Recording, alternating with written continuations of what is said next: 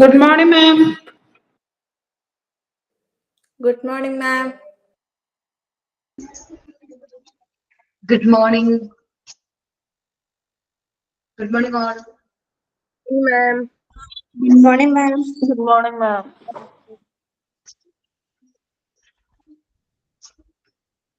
Good morning, all. Good morning, ma'am. Prayer ആരാണ്? Hi, ma'am. Good morning. I'm Grishma from Malappuza. ഓക്കേടാ. ഒന്നാണോ prayer? ആണാണ്. ജഗന്നാഥ ജഗന്നാഥ ജയിപ്പൂ നിന്നാമ സിന്ധു ജനകോടിക്കകതാരിൽ മധുര ബിന്ദു പ്രഭാതം നിൻ മന്ദഹാസം പ്രദോഷം നിൻ ശോകഭാവം പ്രകൃതിയിൽ ഇവ രണ്ടും എനിക്കു വേണം പ്രഭാതം നിൻ മന്ദഹാസം പ്രദോഷം ശോകഭാവം പ്രകൃതിയിൽ ഇവ രണ്ടും എനിക്കു വേണം കരയാനും ചിരിക്കാനും നിന്നിൽ നിന്നും പകരുമി കമനീയ സ്വഭാവങ്ങൾ എനിക്കു വേണം ജഗന്നാഥ ജഗന്നാഥ ജയിപ്പൂ നിന്നാമ സിന്ധു ജനകോടിക്കകതാരിൽ മധുര ബിന്ദു.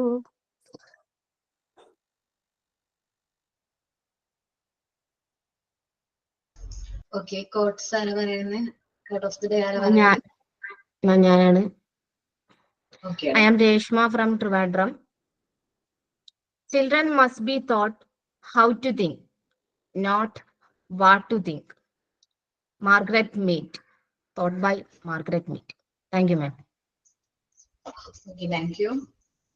സൈനിൻ ആരാണ്? ഞാനാണ് ma'am. Okay. Good morning, ma'am. Good morning, my dear friends. Today I am going to tell a 1-minute story.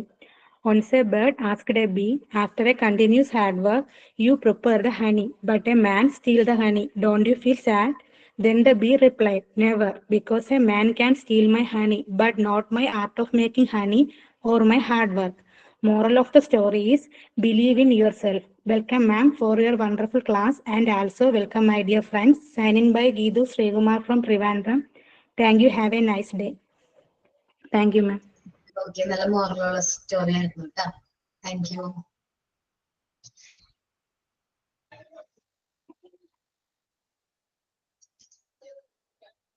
ഒരു മിനിറ്റ് കേട്ടോ.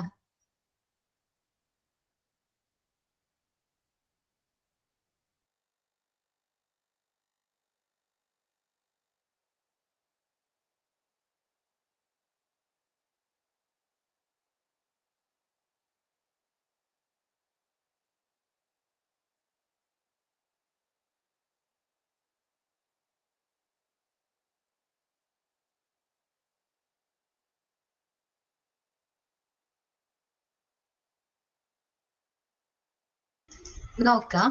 നമ്മള് ലാസ്റ്റ് ക്ലാസ്സിൽ എടുത്ത പോർഷൻ ചൈൽഡ് വെൽഫെയർ ആയിരുന്നു. ജസ്റ്റ് ചൈൽഡ് വെൽഫെയർ എന്താണ്, കുറച്ച് കാര്യങ്ങൾ മാത്രം ഡിസ്കസ് ചെയ്തോളൂ. നമുക്ക് നോക്കാം കേട്ടോ. പോർഷനിലേക്ക് വരാം.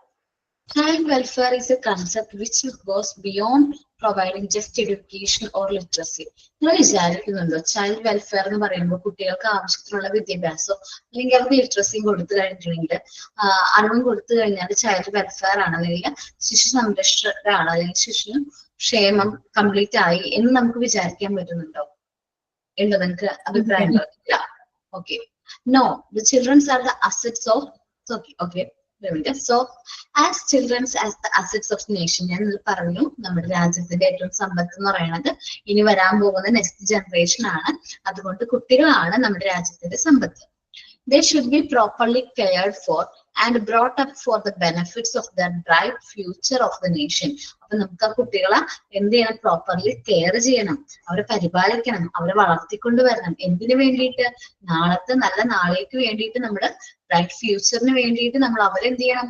വളർത്തിക്കൊണ്ടുവരണം. So we have to arrange special regular medical checkups for the children provide them with balanced nutrition diet, protect them from harmful influence in the environment, and take care of their education, creative development. അപ്പൊ ഇതിനെല്ലാം വേണ്ടിയിട്ട് നമ്മൾ എന്തെല്ലാം കാര്യങ്ങളാണ് ചെയ്യേണ്ടത്? അവർക്ക് സ്പെഷ്യലും regular medical ചെക്കപ്പുകളൊക്കെ കൊടുക്കണം. ഇപ്പൊ മിക്ക എന്താ പറയാ ഇൻസ്റ്റിറ്റ്യൂട്ടുകളിലും ഫ്രീ മെഡിക്കൽ ചെക്കപ്പുകൾ നടത്താറുണ്ട്. അപ്പം ഞാൻ പറഞ്ഞു വിഷന്റെ ഒക്കെ റിലേറ്റഡ് ആയിട്ടുള്ള മെഡിക്കൽ ചെക്കപ്പിൽ വന്നപ്പോഴാണ് ആ കുട്ടിക്ക് എന്ത് കിട്ടിയത്, ഞാൻ നിങ്ങളോട് പറഞ്ഞില്ല തോന്നുന്നുണ്ട് അല്ലെ? ഓക്കെ, മെഡിക്കൽ ചെക്കപ്പ് ഒക്കെ മിക്ക സ്കൂളുകളും നടത്താറുണ്ട്. അതേപോലെ അവർക്ക് balance and nutrition diet provide ചെയ്യാനായിട്ട് സ്കൂളുകളിൽ ഒരുപാട് സ്കീമുകൾ ഉണ്ട്. പിന്നെ അവര് ഹാംഫുൾ ആയിട്ടുള്ള എൻവയോൺമെന്റിൽ നിന്ന് ഹാംഫുൾ ആയിട്ടുള്ള തിങ്സിൽ നിന്ന് പ്രൊട്ടക്ട് ചെയ്യാനുള്ള കാര്യങ്ങൾ പ്രൊവൈഡ് ചെയ്യുന്നുണ്ട്. അതിനൊപ്പം തന്നെ എഡ്യൂക്കേഷനും അവരെ ക്രിയേറ്റീവ് ഡെവലപ്മെന്റും കൊടുക്കുന്നുണ്ട്.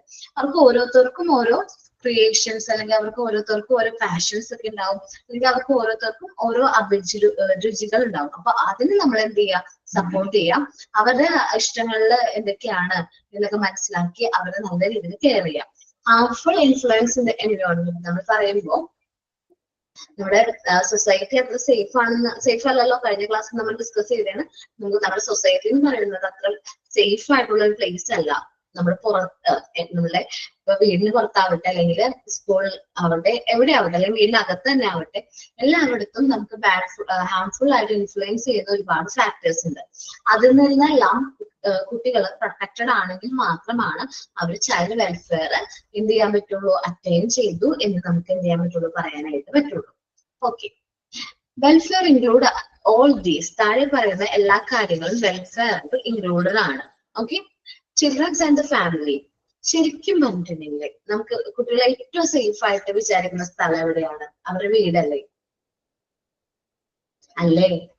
അതെ, അവർ ഏറ്റവും കംഫർട്ടബിൾ ആയിട്ട് അവർ സ്വയം അവരുടെ ഏറ്റവും ഇഷ്ടപ്പെടുന്ന സ്ഥലമാണ് അവരുടെ വീട്, അല്ലെ? അപ്പൊ ഏറ്റവും ഫാമിലി എന്ന് പറയുമ്പോൾ ഒരു കുട്ടിയുടെ ക്യാരക്ടർ ഡെവലപ്മെന്റിനും ആ കുട്ടിയുടെ എല്ലാ നിങ്ങൾ പഠിച്ചിട്ടുണ്ട് ചൈൽഡ് ഡെവലപ്മെന്റില് emotional development, social development, physical development, എല്ലാ ഡെവലപ്മെന്റിലും ഏറ്റവും കൂടുതൽ ഇമ്പോർട്ടന്റ് ആയിട്ട് ഇൻഫ്ലുവൻസ് ചെയ്യുന്ന ഒരു ഫാക്ടർ ഏതാണ്? ഫാമിലിയാണ്, അല്ലെ? ഫാമിലിയാണ് ഏറ്റവും ഇമ്പോർട്ടന്റ് ആയിട്ടുള്ള ഫാക്ടേഴ്സ്. ഇപ്പൊ നമുക്ക് ടീച്ചേഴ്സിനും എന്തൊക്കെ കാര്യങ്ങൾ ചെയ്യാൻ പറ്റും അത് ഓക്കെയാണ്, പക്ഷെ ഏറ്റവും കൂടുതൽ അവർക്ക് ഇൻഫ്ലുവൻസ് ചെയ്യുന്നത് അവരുടെ ഫാമിലിയാണ്. ഒരു കുട്ടിയുടെ ക്യാരക്ടറിന് എന്തെങ്കിലും പ്രശ്നം ഉണ്ടെങ്കിൽ ചിലപ്പോൾ അവന്റെ ഫാമിലിയിലെ മെമ്പേഴ്സിന്റെ ക്യാരക്ടറിൽ അത് എന്തുണ്ടാവും, അങ്ങനെ എന്തെങ്കിലും പ്രശ്നങ്ങളുള്ള ക്യാരക്ടർ ആയിരിക്കും. അപ്പൊ അതിന്റെ ഇൻഫ്ലുവൻസ് കൊണ്ടാണ് കുട്ടികൾ ഇങ്ങനെ പെരുമാറുന്നത്. അത് പെട്ടെന്ന് ഐഡന്റിഫൈ ചെയ്യാനായിട്ട് പറ്റും. നോക്കാം, the family surrounding the child has an important role in his welfare. കുട്ടികളുടെ വെൽഫെയറിൽ ഏറ്റവും ഇമ്പോർട്ടന്റ് റോള് ആർക്കാണ്? ഫാമിലീസിനാണ്. If the family background is not good, ആ കുട്ടി വരുന്ന ഫാമിലി ബാക്ക്ഗ്രൗണ്ട് എന്താണ്, അത്ര നല്ലതല്ലെങ്കിൽ, likely to affect the child life and development. ഇത് എന്തിന് കാരണമാകുന്നുണ്ട്? കുട്ടികളുടെ വളർച്ചയ്ക്കും അവരുടെ ഡെവലപ്മെന്റിനും എന്താണ് ബാഡ് ആയിട്ട് അത് അഫക്ട് ചെയ്യുന്നുണ്ട്. Therefore, scheme for welfare of the children are extended to the family and minimum family well-being is to be ensured. നമ്മളപ്പോ കുട്ടികളുടെ ക്യാരക്ടർ മോശമാണ്, കുട്ടികൾ കുറുമ്പാണ്, അല്ലെങ്കിൽ അവർ ഭയങ്കര വാശിക്കാരാണ്, അല്ലെങ്കിൽ അവർ പറഞ്ഞാലൊന്നും കേൾക്കുന്നില്ല എന്ന് പറയുമ്പോൾ നമ്മൾ ശരിക്കും കുട്ടികളെ വഴക്കൊക്കെ പറയും ടീച്ചേഴ്സ്. സാധാരണ ടീച്ചേഴ്സ് അങ്ങനെയാ കുട്ടികളേക്കും വഴക്ക് പറയണത്. പക്ഷെ നമ്മൾ ആലോചിക്കണം, കുട്ടി എന്തുകൊണ്ടാണ് ഇങ്ങനെ പെരുമാറാൻ കാരണം? അവരുടെ ഫാമിലിയിൽ എന്തെങ്കിലും പ്രശ്നമുണ്ടോ, അല്ലെങ്കിൽ അവരുടെ ക്ലാസ്സിൽ എന്തെങ്കിലും പ്രശ്നമുണ്ടോ? അത് എന്താണെന്ന് കണ്ടെത്താനും അത് പരിഹരിക്കാനും നമ്മൾ മുൻകൈ എടുക്കണം, ആരുടെ ടീച്ചേഴ്സ്. ഓക്കെ, അപ്പോ എന്താണ് ഫാമിലിയിലെ പ്രശ്നം എന്ന് കണ്ടുപിടിക്കാം. പാരന്റ്സിന് കൗൺസിലിംഗ് ഒക്കെ കൊടുക്കും. അങ്ങനെ കുറച്ച് സ്കൂളുകൾ അങ്ങനെ ചെയ്യാറുണ്ട്. ഫാമിലിയിലാണ് പ്രശ്നമെങ്കിലും ഇപ്പൊ സെപ്പറേറ്റഡ് ആയിട്ടുള്ള പാരന്റ്സ് ആവാം, അല്ലെങ്കിൽ ഒരു വീട്ടിൽ തന്നെ സെപ്പറേറ്റ് ചെയ്ത് താമസിക്കുന്നവരാവാം, അല്ലെങ്കിൽ എപ്പോഴും വഴക്കമുള്ള വീടാന്ന് വിചാരിക്കുക. അച്ഛനും അമ്മയും ഭയങ്കര വഴക്കാണെങ്കിൽ കുട്ടി ഇതേ ദേഷ്യം, ഇതേ ഒരു ഫ്രസ്ട്രേഷൻ ആയിരിക്കും അവന്റെ മൈൻഡിൽ എപ്പോഴും ഉണ്ടാവണേ. എന്ത് കാര്യം പറഞ്ഞാലും ചീത്ത പറയുന്ന പാരന്റ്സ് ആണെങ്കിൽ നമുക്കും പിന്നെ എന്താണ് ഭയങ്കര പേടിയായിരിക്കും അല്ലേ? അപ്പം അങ്ങനത്തെ ഫാമിലി ആണെങ്കിൽ അവരുടെ പാരന്റ്സിന് കൗൺസിലിംഗ് ആണ് അങ്ങനെ കൊടുക്കേണ്ടത്. പിന്നെ അതേപോലെ ഇപ്പൊ ഒരു കുട്ടിക്ക് 100ല് 95 മാർക്സ് ഉണ്ട്, പക്ഷെ അവരുടെ ഫ്രണ്ടിന് 98 മാർക്ക് ഉണ്ട്, അവനാണ് ഫസ്റ്റ് റാങ്ക്. ഓക്കെ, ജസ്റ്റ് നമ്മൾ ഈ കുഞ്ഞു ക്ലാസ്സുകളിലെ കാര്യമായിട്ട് പറയണം. 2ാം ക്ലാസ് ആണെന്ന് വിചാരിക്കും, 2nd സ്റ്റാൻഡേർഡ് ആണ്. അപ്പൊ എന്തുകൊണ്ട് നിനക്ക് ആ 5 മാർക്സ് കിട്ടിയില്ല എന്ന് പറഞ്ഞ് ഈ പാരന്റ് അവർക്ക് പറയാ തല്ലയൊക്കെ ചെയ്യാണെങ്കിൽ അവന് പിന്നെ പഠിക്കാൻ താല്പര്യം ഉണ്ടാവുമോ?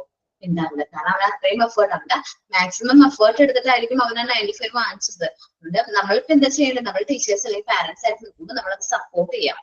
നീ 95 വാങ്ങിച്ചോ, ഓ അത്ര ഗ്രേറ്റ് ആണ് കേട്ടോ, എന്നെക്കൊണ്ട് പറ്റും ഞാൻ വിചാരിച്ചതേ ഇല്ല, അല്ലെങ്കിൽ ഓക്കെ ഇതിന്റെ എഫേർട്ടിന് കിട്ടിയ റിസൾട്ട് ആണ് മോനെ, കൺഗ്രാറ്റ്സ് എന്ന് പറയാം. അല്ലാതെ എന്തുകൊണ്ട് കിട്ടിയ കമ്പാരിസൺ അപ്പൊ ഭയങ്കര പ്രശ്നമാണ്. കാരണം കുട്ടിയുടെ മനസ്സിൽ പിന്നെ ഈ ഫ്രണ്ട് പിന്നെ ഒരു ശത്രുവിന്റെ സ്ഥാനത്തായിരിക്കും. അവൻ ഭയങ്കരമായിട്ട് പഠിക്കുന്ന ഒരു മാർക്ക് കിട്ടി, അതുകൊണ്ടാണ് എന്റെ അച്ഛൻ എന്നെ തല്ലിയത് എന്നുള്ള ചിന്ത വരും. അങ്ങനെ അവന്റെ മനസ്സിൽ അവന്റെ ഫ്രണ്ടിനോട് എന്തോരം ദേഷ്യം വരും, വൈരാഗ്യം വരും. The family has to promote healthy habits in children. Healthy habits promote ചെയ്യാനായിട്ട് ആർക്കാണ് ഏറ്റവും ഇമ്പോർട്ടന്റ് ആയിട്ട് പറ്റുന്നത്, അല്ലെങ്കിൽ ഏറ്റവും വലിയ റോൾ ആർക്കാണ്? നമ്മുടെ ഫാമിലീസിനാണ്. ഓക്കെ, ഹെൽത്തി ഹാബിറ്റ്സിനെ കുറിച്ച് നമ്മള് റൈംസോ അങ്ങനെ എന്തെങ്കിലും ചെയ്തിട്ടുണ്ടോ? ചെയ്തിട്ടുണ്ട്. നമ്മളൊരു ചാപ്റ്റർ ചെയ്തിട്ടുള്ളത് ഹൈജീൻ ഹാബിറ്റ്സിനെ പറ്റി, റൈംസ് ഒക്കെ ചെയ്തിട്ടുണ്ട്. ഓക്കെ, റൈംസ് ചെയ്തിട്ടില്ല, ചാർട്ട് ചെയ്തിട്ടുണ്ട്. Okay, action song, action song ആണ്. ഓക്കെ, അപ്പൊ ഹെൽത്തി ഹാബിറ്റ്സ് കുട്ടികളിൽ ഡെവലപ്പ് ചെയ്യാൻ ഏറ്റവും കൂടുതൽ ഇൻഫ്ലുവൻസ് ചെയ്യാൻ പറ്റുന്ന ഫാമിലീസിനാണ്. The health of the childrens depends on what he does and not what he knows. കുട്ടികളുടെ ഹെൽത്ത് എന്ന് പറഞ്ഞാൽ അതിനെന്താണ് അറിയുന്നത്, എന്താണ് അറിയാത്തത്, അത് നമ്മൾ ഡിപ്പെൻഡ് ആണ്. അഫ്കോഴ്സ് ഒരു പേഴ്സന്റെ healthy habits, attitude, goal are the result of learning experience. അവന് കിട്ടുന്ന ലേണിംഗ് എക്സ്പീരിയൻസ് നിന്നാണ് ഈ പറഞ്ഞ എല്ലാ ക്യാരക്ടേഴ്സും അല്ലെ എല്ലാ ഫാക്ടേഴ്സും ഡെവലപ്പ് ചെയ്യുന്നത്. പേഴ്സണൽ ഹെൽത്ത് ഹാബിറ്റ്സ്, അവന്റെ ആറ്റിറ്റ്യൂഡ്, അവന്റെ ലക്ഷ്യങ്ങൾ. It is the primary education that build up the healthy habits in the family. നമ്മുടെ പ്രൈമറി എഡ്യൂക്കേഷൻ ആണ് ഹെൽത്തി ഹാബിറ്റ്സ് ഫാമിലീസിൽ ബിൽഡ് ചെയ്യാനുള്ള ഉത്തരവാദിത്തമുള്ളത്. അപ്പൊ നിങ്ങൾ പറ, എന്തെല്ലാമാണ് ഹെൽത്തി ഹാബിറ്റ്സ്? ഇപ്പൊ ഹെൽത്തി ഹാബിറ്റ്സിനെ കുറിച്ച് Brush your teeth twice a day. Wash your brush your teeth toys A day. പിന്നെ before and after meals. ഓരോരുത്തർ പറ, കമന പറ. Wash your hands before and after your meals. Okay, best point Rasna. Take a bath regularly. Daily കുളിക്കണം 2 times maximum. Next nail cut ചെയ്യണം. Okay, nail cut ചെയ്യാം. Next Comb your hair. comb your hair. Neat and shiny dress. Healthy food. Always wear clean and tidy clothes. Hand before and after toilet, using toilet. Stay hydrated. Okay Use a handcuff when you sneeze or cough. Okay ചെരുപ്പ് ധരിക്കുക. Okay, Comb hair. ശരി. പുറത്തു പോയി കളി wash ചെയ്യുക, കുളിക്കുക. Brush your teeth. കൃത്യമായി ഉറങ്ങുക, കൃത്യമായി ഉണരുക. അകം വെട്ടുക. പിന്നെ വേസ്റ്റ് ബിന്നിലേക്ക് വേസ്റ്റ് ഇടാനായിട്ട് പഠിക്കുക. ഹെൽത്തി ഫുഡ് കഴിക്കുക. Healthy food. Wear clean clothes. ആഴ്ചയിൽ 2 പ്രാവശ്യമെങ്കിലും തല വാരിട്ട് പേന് വാരിയ. ഓക്കെ, തല ക്ലീൻ ചെയ്യാം. ജങ്ക് ഫുഡ് ഒഴിവാക്കുക. എന്താണ്? ജങ്ക് ഫുഡുകൾ ഒഴിവാക്കുക. ജങ്ക് ഫുഡ് ഒഴിവാക്കുക. Exercise on time. Yoga on time. Okay, pad മാറ്റുന്നത്, അതായത് കുട്ടികളുടെ മാത്രമല്ല നമ്മുടെ വലിയ ആൾക്കാരുടെ പാഡിന്റെ. ഇത് നമ്മൾ മുമ്പ് ഒരു ഇത് ചെയ്തിട്ടുണ്ടായിരുന്നു, ആക്ടിവിറ്റി പോലെ നമ്മൾ ചെയ്തിട്ടുണ്ടായിരുന്നു മുമ്പത്തെ ക്ലാസ്സിൽ. ഓക്കെ, ഞാൻ ജസ്റ്റ് ഒന്ന് ഓർമ്മിപ്പിച്ചാണ്. ഇതെല്ലാമാണ് ഹെൽത്തി ഹാബിറ്റ്സ്. ഓക്കെ, എല്ലാവർക്കും ഓർമ്മയുണ്ട്.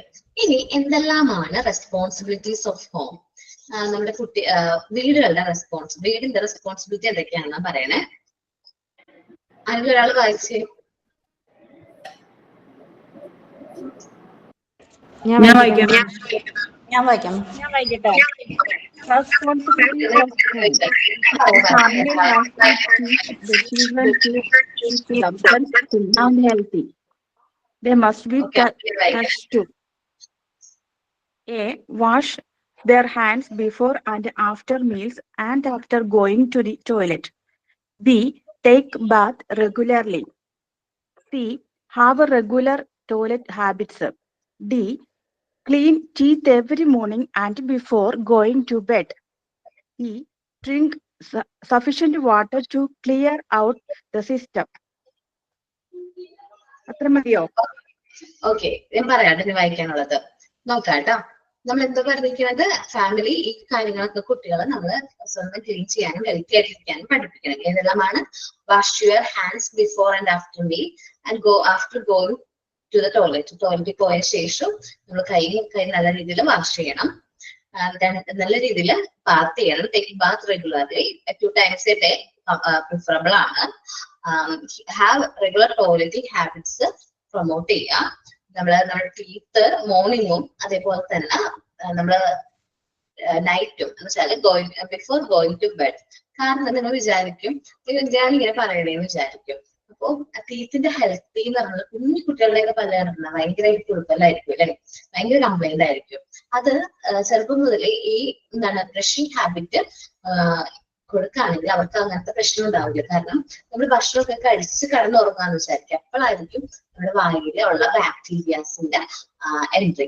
അപ്പൊ അവരെന്ത് ചെയ്യും, നമ്മുടെ ഈ പല്ലിന്റെ ഇടയിൽ ചെറിയ ചെറിയ ഫുഡിന്റെ മെറ്റീരിയൽസ് പറ്റിപ്പിടിച്ചിട്ടുണ്ടാവും. അതാണ് അവരുടെ ഫുഡ്. അപ്പൊ അത് കഴിക്കുക, അതിന്റെ വിസർജനം അവിടെ തന്നെ ഡെപ്പോസിറ്റ് ചെയ്യുക ഈ വായില് അവിടെ ഇവിടെയൊക്കെ. അപ്പൊ ഈ ബാക്ടീരിയൽ ഇൻഫെക്ഷൻ വരുമ്പോൾ പല്ലുകൾ കുറെ കംപ്ലൈന്റ് വരും, കളറ് ചേഞ്ച് ചെയ്യും. അങ്ങനത്തെ ഒരുപാട് പ്രശ്നങ്ങൾ നമ്മൾ കുഞ്ഞു കുട്ടികൾ കാണാറുണ്ട്, 3-4 വയസ്സൊക്കെ ഉള്ള കുട്ടികൾ കാണാറുണ്ട്. അപ്പൊ അവരെ പ്രൊമോട്ട് ചെയ്യേണ്ട ഒരു ഹെൽത്തി ഹാബിറ്റ് ആണ് ബ്രഷിംഗ് ഹാബിറ്റ്. സോ അത് നല്ലതാണ്. പിന്നെ drinking sufficient water to clean out the system. നമ്മള് പ്രോപ്പർ ആയിട്ട് വെള്ളം കുടിക്കണം. ഒരു സാധാരണ ഒരു മനുഷ്യന് എത്ര ലിറ്റേഴ്സ് വെള്ളം കുടിക്കണം ഒരു ദിവസം, അല്ലെങ്കിൽ എത്ര ഗ്ലാസ് വെള്ളം കുടിക്കണം? 8 ഗ്ലാസ് എന്ന് പറയുന്നത്. 2 ലിറ്റർ. 8 ഗ്ലാസ്സിന് 3 ലിറ്റർ മാം. 3 ലിറ്റർ. 2 ലിറ്റർ. 2 ലിറ്റർ. 2 ലിറ്റർ നമ്മുടെ വെയിറ്റ് അനുസരിച്ചാണ് വെള്ളം 2 ലിറ്റർ എങ്കിലും കുടിക്കണം, അങ്ങനെ പറയണേ. ഞാൻ എനിക്ക് തോന്നുന്നത് 3-4 ലിറ്റർ ഒക്കെ കുടിക്കും. കാരണം എനിക്ക് വെള്ളം ഭയങ്കരമായിട്ട് ഇഷ്ടമാണ്. വെള്ളം എന്ന് വെച്ചാൽ കൂടുതൽ വെള്ളം കുടിക്കും ഞാൻ. എന്റെ നേച്ചർ അങ്ങനെയാണ്. എപ്പോഴും ക്ലാസ്സിൽ പോകുമ്പോ കൂടെ ഒരു കുപ്പി ഉണ്ടാവും കേട്ടോ, ഇങ്ങനെ ഒരു കുപ്പി ഉണ്ടാവും കൂടെ. ക്ലാസ് കഴിഞ്ഞ് ഇറങ്ങുമ്പോഴേക്കും ആ കുപ്പി കംപ്ലീറ്റ് ആക്കിയിട്ടുണ്ടാവും. എന്റെ ഒരു ഹോബിയാണത്. വെള്ളം ഭയങ്കരമായിട്ട് കുടിക്കും. അപ്പൊ ഞാൻ കുറച്ച് ബെനിഫിറ്റ്സ് പറഞ്ഞുതരാം. മാമിന്റെ സ്കിൻ അതുകൊണ്ടാണ് സ്കിൻ ഗ്ലോ ആയിരിക്കുന്നേ, നല്ല ഗ്ലോ ആണ്. ഓക്കെ ഓക്കെ, അതാണ് സംഭവം. നമ്മൾ കൂടുതലായിട്ട് വെള്ളം കുടിക്കുകയാണെങ്കിൽ സ്കിൻ അത്യാവശ്യം ഗ്ലോ ചെയ്യും. അത് എനിക്ക് തോന്നുന്നു ഞാനും വെള്ളം കുടിക്കുക. സത്യമാണെങ്കിൽ ഞാനും ഇങ്ങോട്ട് വെള്ളം കുടിക്കുക, ഗ്ലോ ഉണ്ടാവും അറിയണല്ലോ. അപ്പൊ സുന്ദരിയാവുമ്പോൾ ഞാനും കുടിക്കും. എനിക്ക് അനുഭവത്തിൽ വന്നത്, ഞാൻ രാവിലെ എഴുന്നേൽക്കുമ്പോൾ തന്നെ ഒരു കപ്പ് വെള്ളം കുടിക്കും. അത് കഴിഞ്ഞിട്ട് ക്ലാസ്സിന് പോണത്. മോർണിംഗ് ക്ലാസ് ഉണ്ട് 7 to 8:30. അപ്പൊ ആ ക്ലാസ്സിന് പോണതിന് മുമ്പായിട്ട് ഞാൻ ഫുൾ ഒരു കപ്പ് വെള്ളം കുടിച്ചിട്ടാണ് പോണത്. വെള്ളം കൊണ്ടുപോകും കേട്ടോ, ക്യാരി ചെയ്ത് കൊണ്ടുപോകും. അത് കഴിഞ്ഞ് ഒരു 9 o'clock ഒക്കെ ആകുമ്പോഴേക്കും ബ്രേക്ക്ഫാസ്റ്റ് കഴിക്കുന്നത്. അപ്പൊ എനിക്ക് ഫുൾ ടൈമും വെള്ളം കൂടുതൽ വേണം. അതേപോലെ അത് എന്തിനാന്ന് വെച്ചിട്ടുണ്ടെങ്കിൽ എനിക്ക് ചെറിയൊരു അസുഖം ഉണ്ടായിരുന്നു. എനിക്ക് ഫിഷർ എന്ന് പറഞ്ഞ ഒരു അസുഖം ഉണ്ടായിരുന്നു. നമുക്ക് മോഷൻ നമ്മുടെ വയറ്റില് ഡൈജഷൻ പ്രോപ്പർ ആയിരിക്കില്ല, അതില് അത് കംപ്ലീറ്റ് ആയിട്ട് പോകില്ല, ബ്ലഡ് ഒക്കെ പോകും, അങ്ങനത്തെ പ്രശ്നങ്ങളായിരുന്നു. ആ സമയത്ത് എന്റെ ഡോക്ടർ പ്രിഫർ ചെയ്തത് എന്നോട് വെള്ളം കൂടുതലായിട്ട് കുടിക്കാൻ പറഞ്ഞു. നമുക്കിത് പൂർണ്ണമായിട്ട് മാറ്റാനായിട്ട് പറ്റില്ല. ഇപ്പൊ സർജറി ചെയ്താലും അത് പൂർണ്ണമായി മാറുമെന്ന് ഞാൻ ഉറപ്പ് തരാൻ പറ്റില്ല. അപ്പൊ അതുകൊണ്ട് മാക്സിമം നിങ്ങൾ വെള്ളം കുടിക്കുക, നിങ്ങളുടെ ഡയറ്റ് കൺട്രോൾ ചെയ്യാൻ പറഞ്ഞു. അപ്പൊ ഞാൻ നന്നായിട്ട് വെള്ളം കുടിക്കും. ഓക്കെ, അതെ, സമയം തരട്ടെ. ഞാൻ നന്നായിട്ട് വെള്ളം കുടിക്കും. അതേപോലെ തന്നെ ഡയറ്റില് അധികം എന്താ പറയാ ഹാർഡ് ആയിട്ടുള്ള ഫുഡൊന്നും കഴിക്കില്ല. ഇപ്പൊ ചിക്കൻ അങ്ങനത്തെ ടൈപ്പ് ഉണ്ടല്ലോ, ഒരുപാട് ടൈം ദഹിക്കാനായിട്ട് വേണ്ട ഫുഡുകളൊന്നും കഴിക്കില്ല. അപ്പൊ സാലഡോ അല്ലെങ്കിൽ സിമ്പിൾ ആയിട്ടുള്ള ഫുഡ്സ് ആണ് കഴിക്കാറ് സാധാരണയായിട്ട്. എനിക്ക് ഇഷ്ടമാണ് അതൊക്കെ കഴിക്കുന്നത്. പക്ഷെ എന്നാലും കുറച്ച് അളവ് കുറച്ചായിരിക്കും കഴിക്കുന്നത്. പിന്നെ മസാല അങ്ങനത്തെ ഒരുപാട് മസാല അടങ്ങിയ ഫുഡൊന്നും കഴിക്കില്ല. അപ്പൊ അവര് പറഞ്ഞ ഡയറ്റ് ഫോളോ ചെയ്തുകൊണ്ട് എനിക്ക് തോന്നുന്നു 3 വർഷമായിട്ട് ആ പ്രശ്നമില്ല. എനിക്ക് ഭയങ്കര പ്രശ്നമായിരുന്നു പ്രഗ്നൻസിയുടെ സമയത്ത്, ഭയങ്കര പ്രശ്നമായിരുന്നു, ഭയങ്കര ബ്ലീഡിങ് ഒക്കെ ആയിരുന്നു. അപ്പൊ ഭയങ്കര ഞാൻ ഒരുപാട് അനുഭവിച്ചു ആ സമയത്തൊക്കെ. അപ്പൊ ഒട്ടും കിടക്കാനൊന്നും പറ്റില്ല, നമ്മള് ഇരിക്കുമ്പോ തന്നെ ബ്ലഡ് ഒക്കെ പോകും, അങ്ങനത്തെ പ്രശ്നങ്ങളായിരുന്നു. അപ്പൊ അതൊക്കെ മാറി ഞാൻ പറഞ്ഞില്ലേ ഈ ഒരു ഹാബിറ്റ് ഫോളോ ചെയ്തുകൊണ്ടാണ് ഡോക്ടർ ആകെ പറഞ്ഞാണ് വെള്ളം കുടിക്കുമ്പോൾ മാക്സിമം എത്ര വെള്ളം കുടിക്കാൻ പറ്റുമോ അത്രയും ഇതാ ശരിയാക്കും എന്ന് പറഞ്ഞു. സത്യമാണ് എന്റെ എക്സ്പീരിയൻസ് ചെയ്ത് വെള്ളം കുടിച്ചു. ഇപ്പൊ ക്ലിയർ ഔട്ട് ദ സിസ്റ്റം എന്ന് ഉദ്ദേശിക്കുന്നത് ഡൈജസ്റ്റീവ് സിസ്റ്റമാണ്. നമ്മുടെ ഡൈജഷൻ സിസ്റ്റത്തിൽ പ്രോപ്പർ ആയിട്ട് വെള്ളത്തിന്റെ അളവുണ്ടെങ്കിൽ നമ്മുടെ ബോഡിയിൽ എന്താണ് ഫുൾ വേസ്റ്റ് ക്ലിയർ ആയി പോകും. അപ്പൊ നമ്മളത് സേഫ് ആയിട്ട് എടുക്കും. ഓക്കെ ആണല്ലേ. പ്രഗ്നൻസി ടൈമിൽ മെയിൻ ആയിട്ട് വരാറ് എന്ന് വെച്ചാൽ പ്രഗ്നൻസി ആ സമയത്ത് ഡെലിവറി കഴിഞ്ഞു കഴിഞ്ഞാല് അമ്മമാർ എന്ത് ചെയ്യുന്ന വെച്ചാൽ വെള്ളം തരില്ല, നമുക്ക് അധികം കുറച്ച് വെള്ളമേ തരുള്ളൂ. അപ്പൊ അത് അങ്ങനെ വന്നതാണെന്ന് തോന്നുന്നു. ഓക്കെ, തമ്മനക്ക് എന്റെ എക്സ്പീരിയൻസ് ഷെയർ ചെയ്യാൻ കേട്ടോ. മാം അതെ, ഞാൻ ക്യാമറ ഓണാക്കി കാണിച്ചു തരാം. മാം 2 ലിറ്ററിന്റെ കാര്യം വന്നപ്പോ ഈ കുപ്പി കണ്ടോ, ഇതാണ് ഞാൻ കൂടെ കൊണ്ട് നടക്കുന്നത്. 2 ലിറ്ററിന്റെ കുപ്പിയാണ് മാം. അപ്പൊ ഇതില് സത്യം പറഞ്ഞാൽ ഇത്രയും വെള്ളം ഇത് ഫുള്ളും കുടിക്കും. പിന്നെ ഇതിന്റെ അകത്ത് മോനും ടെൻഡൻസി ഉണ്ട് വെള്ളം കുടിക്കാനുള്ള. ഇതിൽ കൂടെ സ്ട്രോ ഉണ്ട്. അപ്പം അവന് സെപ്പറേറ്റ് നിറച്ച് അവനും വന്ന് കുടിക്കും, ഞാനും കുടിക്കും. ഇത് ഫുൾ ഫിനിഷ് ചെയ്യും. പക്ഷെ മാം പറഞ്ഞ ഗ്ലോയുടെ കാര്യം അത് സംഭവം കറക്റ്റ് ആണ് കേട്ടോ. അങ്ങനെ കുടിക്കുമ്പോൾ അങ്ങനെ തോന്നാറുണ്ട്. നമ്മൾ ഹെൽത്തി ആയിരിക്കും. ഡയറ്റ് കൺട്രോൾ ഒക്കെ ചെയ്യുമ്പോഴേ ഈ ഒരു കുപ്പി അതായത് ഇങ്ങനെ ക്യാരി ചെയ്യാൻ പറ്റും. മീഷോയിലുണ്ട്, ഞാൻ ലിങ്ക് വേണേ ഷെയർ ചെയ്ത് തരാം. കണ്ടോ, ഇങ്ങനെ പിടിക്കാം 2 ലിറ്റർ. എവിടെയും പോകണ്ട. മാം കുപ്പി കാണിച്ചപ്പോ എനിക്കിത് ഓർമ്മ വന്നു. നല്ല ഹെൽത്തി ആവാം. നമുക്ക് പീരീഡ്സ് ടൈമിലൊക്കെ എനിക്കൊക്കെയാണെങ്കിൽ എപ്പോഴും വോമിറ്റിംഗ് ടെൻഡൻസിയും തലവേദന. പക്ഷെ കുറേ വെള്ളം ഇത് ഇഷ്ടം പോലെ നമുക്ക് ഭയങ്കര ഹെൽപ്ഫുൾ ആണിത്. ഇത് എന്റെ സ്റ്റുഡന്റ് +2 ഒരു സ്റ്റുഡന്റ് കൊണ്ടുവന്നതാ. അപ്പൊ അവൾ എനിക്ക് മീഷോയിൽ ലിങ്ക് തന്നു, ഞാൻ അപ്പോഴേ ഓർഡർ ചെയ്തു. അങ്ങനെ കാണുമ്പോ എല്ലാരും ചോദിക്കുന്നുണ്ട് ഇത് എവിടെയായിരുന്നു, ഏത് കുപ്പി എവിടെ നിന്നാണ്. എളുപ്പമുണ്ട്, നല്ല ഒരുപാട് വെള്ളം 2 ലിറ്റർ ഒരുമിച്ച് നമുക്ക് എത്ര വേണം കുടിക്കാം. പിന്നെ നിറയ്ക്കാം, കീപ്പ് ചെയ്യാം, കൊണ്ടുപോവാം. വെയിറ്റ് ഉണ്ട് അത്യാവശ്യം, ഇതിൽ പിടിക്കുമ്പോൾ വെയിറ്റ് ഉണ്ട്. പക്ഷെ കട്ടിയുണ്ട് കേട്ടോ പ്ലാസ്റ്റിക്. എന്നാലും നല്ല നല്ല ഹെൽത്തി ആയിട്ടിരിക്കാം മാം പറഞ്ഞ പോലെ. ഡയറ്റിങ്ങിനൊക്കെ ഹെൽപ്പ് ചെയ്യും. നല്ലതാണ്. ശരിക്കും പറഞ്ഞാൽ കുറച്ച് ഗ്ലോയൊക്കെ കിട്ടും. നിങ്ങൾ എല്ലാവരും ഒന്ന് ട്രൈ ചെയ്ത് നോക്ക്, ടിപ്പാണ്. ഓക്കെ, ഇനി ഓക്കെ പ്രഗ്നൻസിയുടെ സമയത്ത് കുറച്ച് ദിവസം ഇത് ഞാൻ ആ ഒരു സമയത്ത് മാത്രമേ ഉണ്ടായിരുന്നുള്ളൂ. പിന്നെ ആ ഒരു പ്രശ്നം വരത്തിട്ടില്ല. അങ്ങനെ ഞാൻ മാറ്റിയെടുത്തിട്ടുണ്ട്. അപ്പൊ ഓക്കെ, അടുത്ത പോയിന്റ് ആരാ വായിക്കുന്നേ? ഇത് കേട്ടോ, നേരത്തെ അമ്പിളിയല്ലേ വായിച്ചത്. നേരത്തെ തല്ലുപിടിക്കായിരുന്നില്ല അവര് വായിക്കാനായിട്ട്. Aswathy. Besides that, above that children must also be taught healthy habits such as to use a handkerchief when sneezing and coughing, to split only in a part of it, not to use open space for urinating or passing bowl and not to walk uncovered feet. It is the family's duty to teach the children to civic duties and develop civic sense in them. ബാക്കി വായിക്കണം മാം. മാം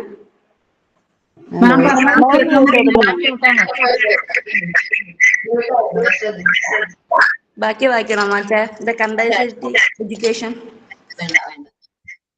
നമ്മള് കുട്ടികളില് hand കർച്ചീഫിന്റെ ശീലം develop ചെയ്യുന്നത് നല്ലതാണ്. കുഞ്ഞു കുട്ടികളുടെ മുതൽ നമ്മൾ ഹാൻഡ് കർച്ചീഫ് കൊടുത്തു വിടാണെങ്കിൽ അപ്പൊ അവർക്ക് കൂടുതലായിട്ട് ഹാൻഡ് കർച്ചീഫ് ഉള്ളത് നല്ലതാണ്. അപ്പൊ സീസ് ചെയ്യുമ്പോഴും ചുമയ്ക്കുമ്പോഴൊക്കെ കഫൊക്കെ ചെയ്യുമ്പോൾ നമുക്ക് ഹാൻഡ് കർച്ചീഫ് യൂസ് ചെയ്യാം. നമ്മൾ ഈ ഡ്രോപ്ലെറ്റ്സ് പുറത്തേക്ക് പോകുന്നത് ഒരു പരിധി വരെ തടയാനായിട്ട് പറ്റും. അതേപോലെ തന്നെ കുട്ടികളിൽ എവിടെയാണ് സ്പിറ്റ് ചെയ്യേണ്ടത്, എവിടെയാണ് നമ്മൾ തുപ്പേണ്ടത്, വാഷ് ബിൻ ആണ്. അത് കുട്ടികളെ പഠിപ്പിച്ചു കൊടുക്കുക. അല്ലാണ്ട് തുറസായ സ്ഥലത്തൊന്നും എന്ത് ചെയ്യാൻ പാടില്ല, സ്പിറ്റ് ചെയ്യാൻ പാടില്ല, യൂറിനേറ്റ് ചെയ്യാൻ പാടില്ല.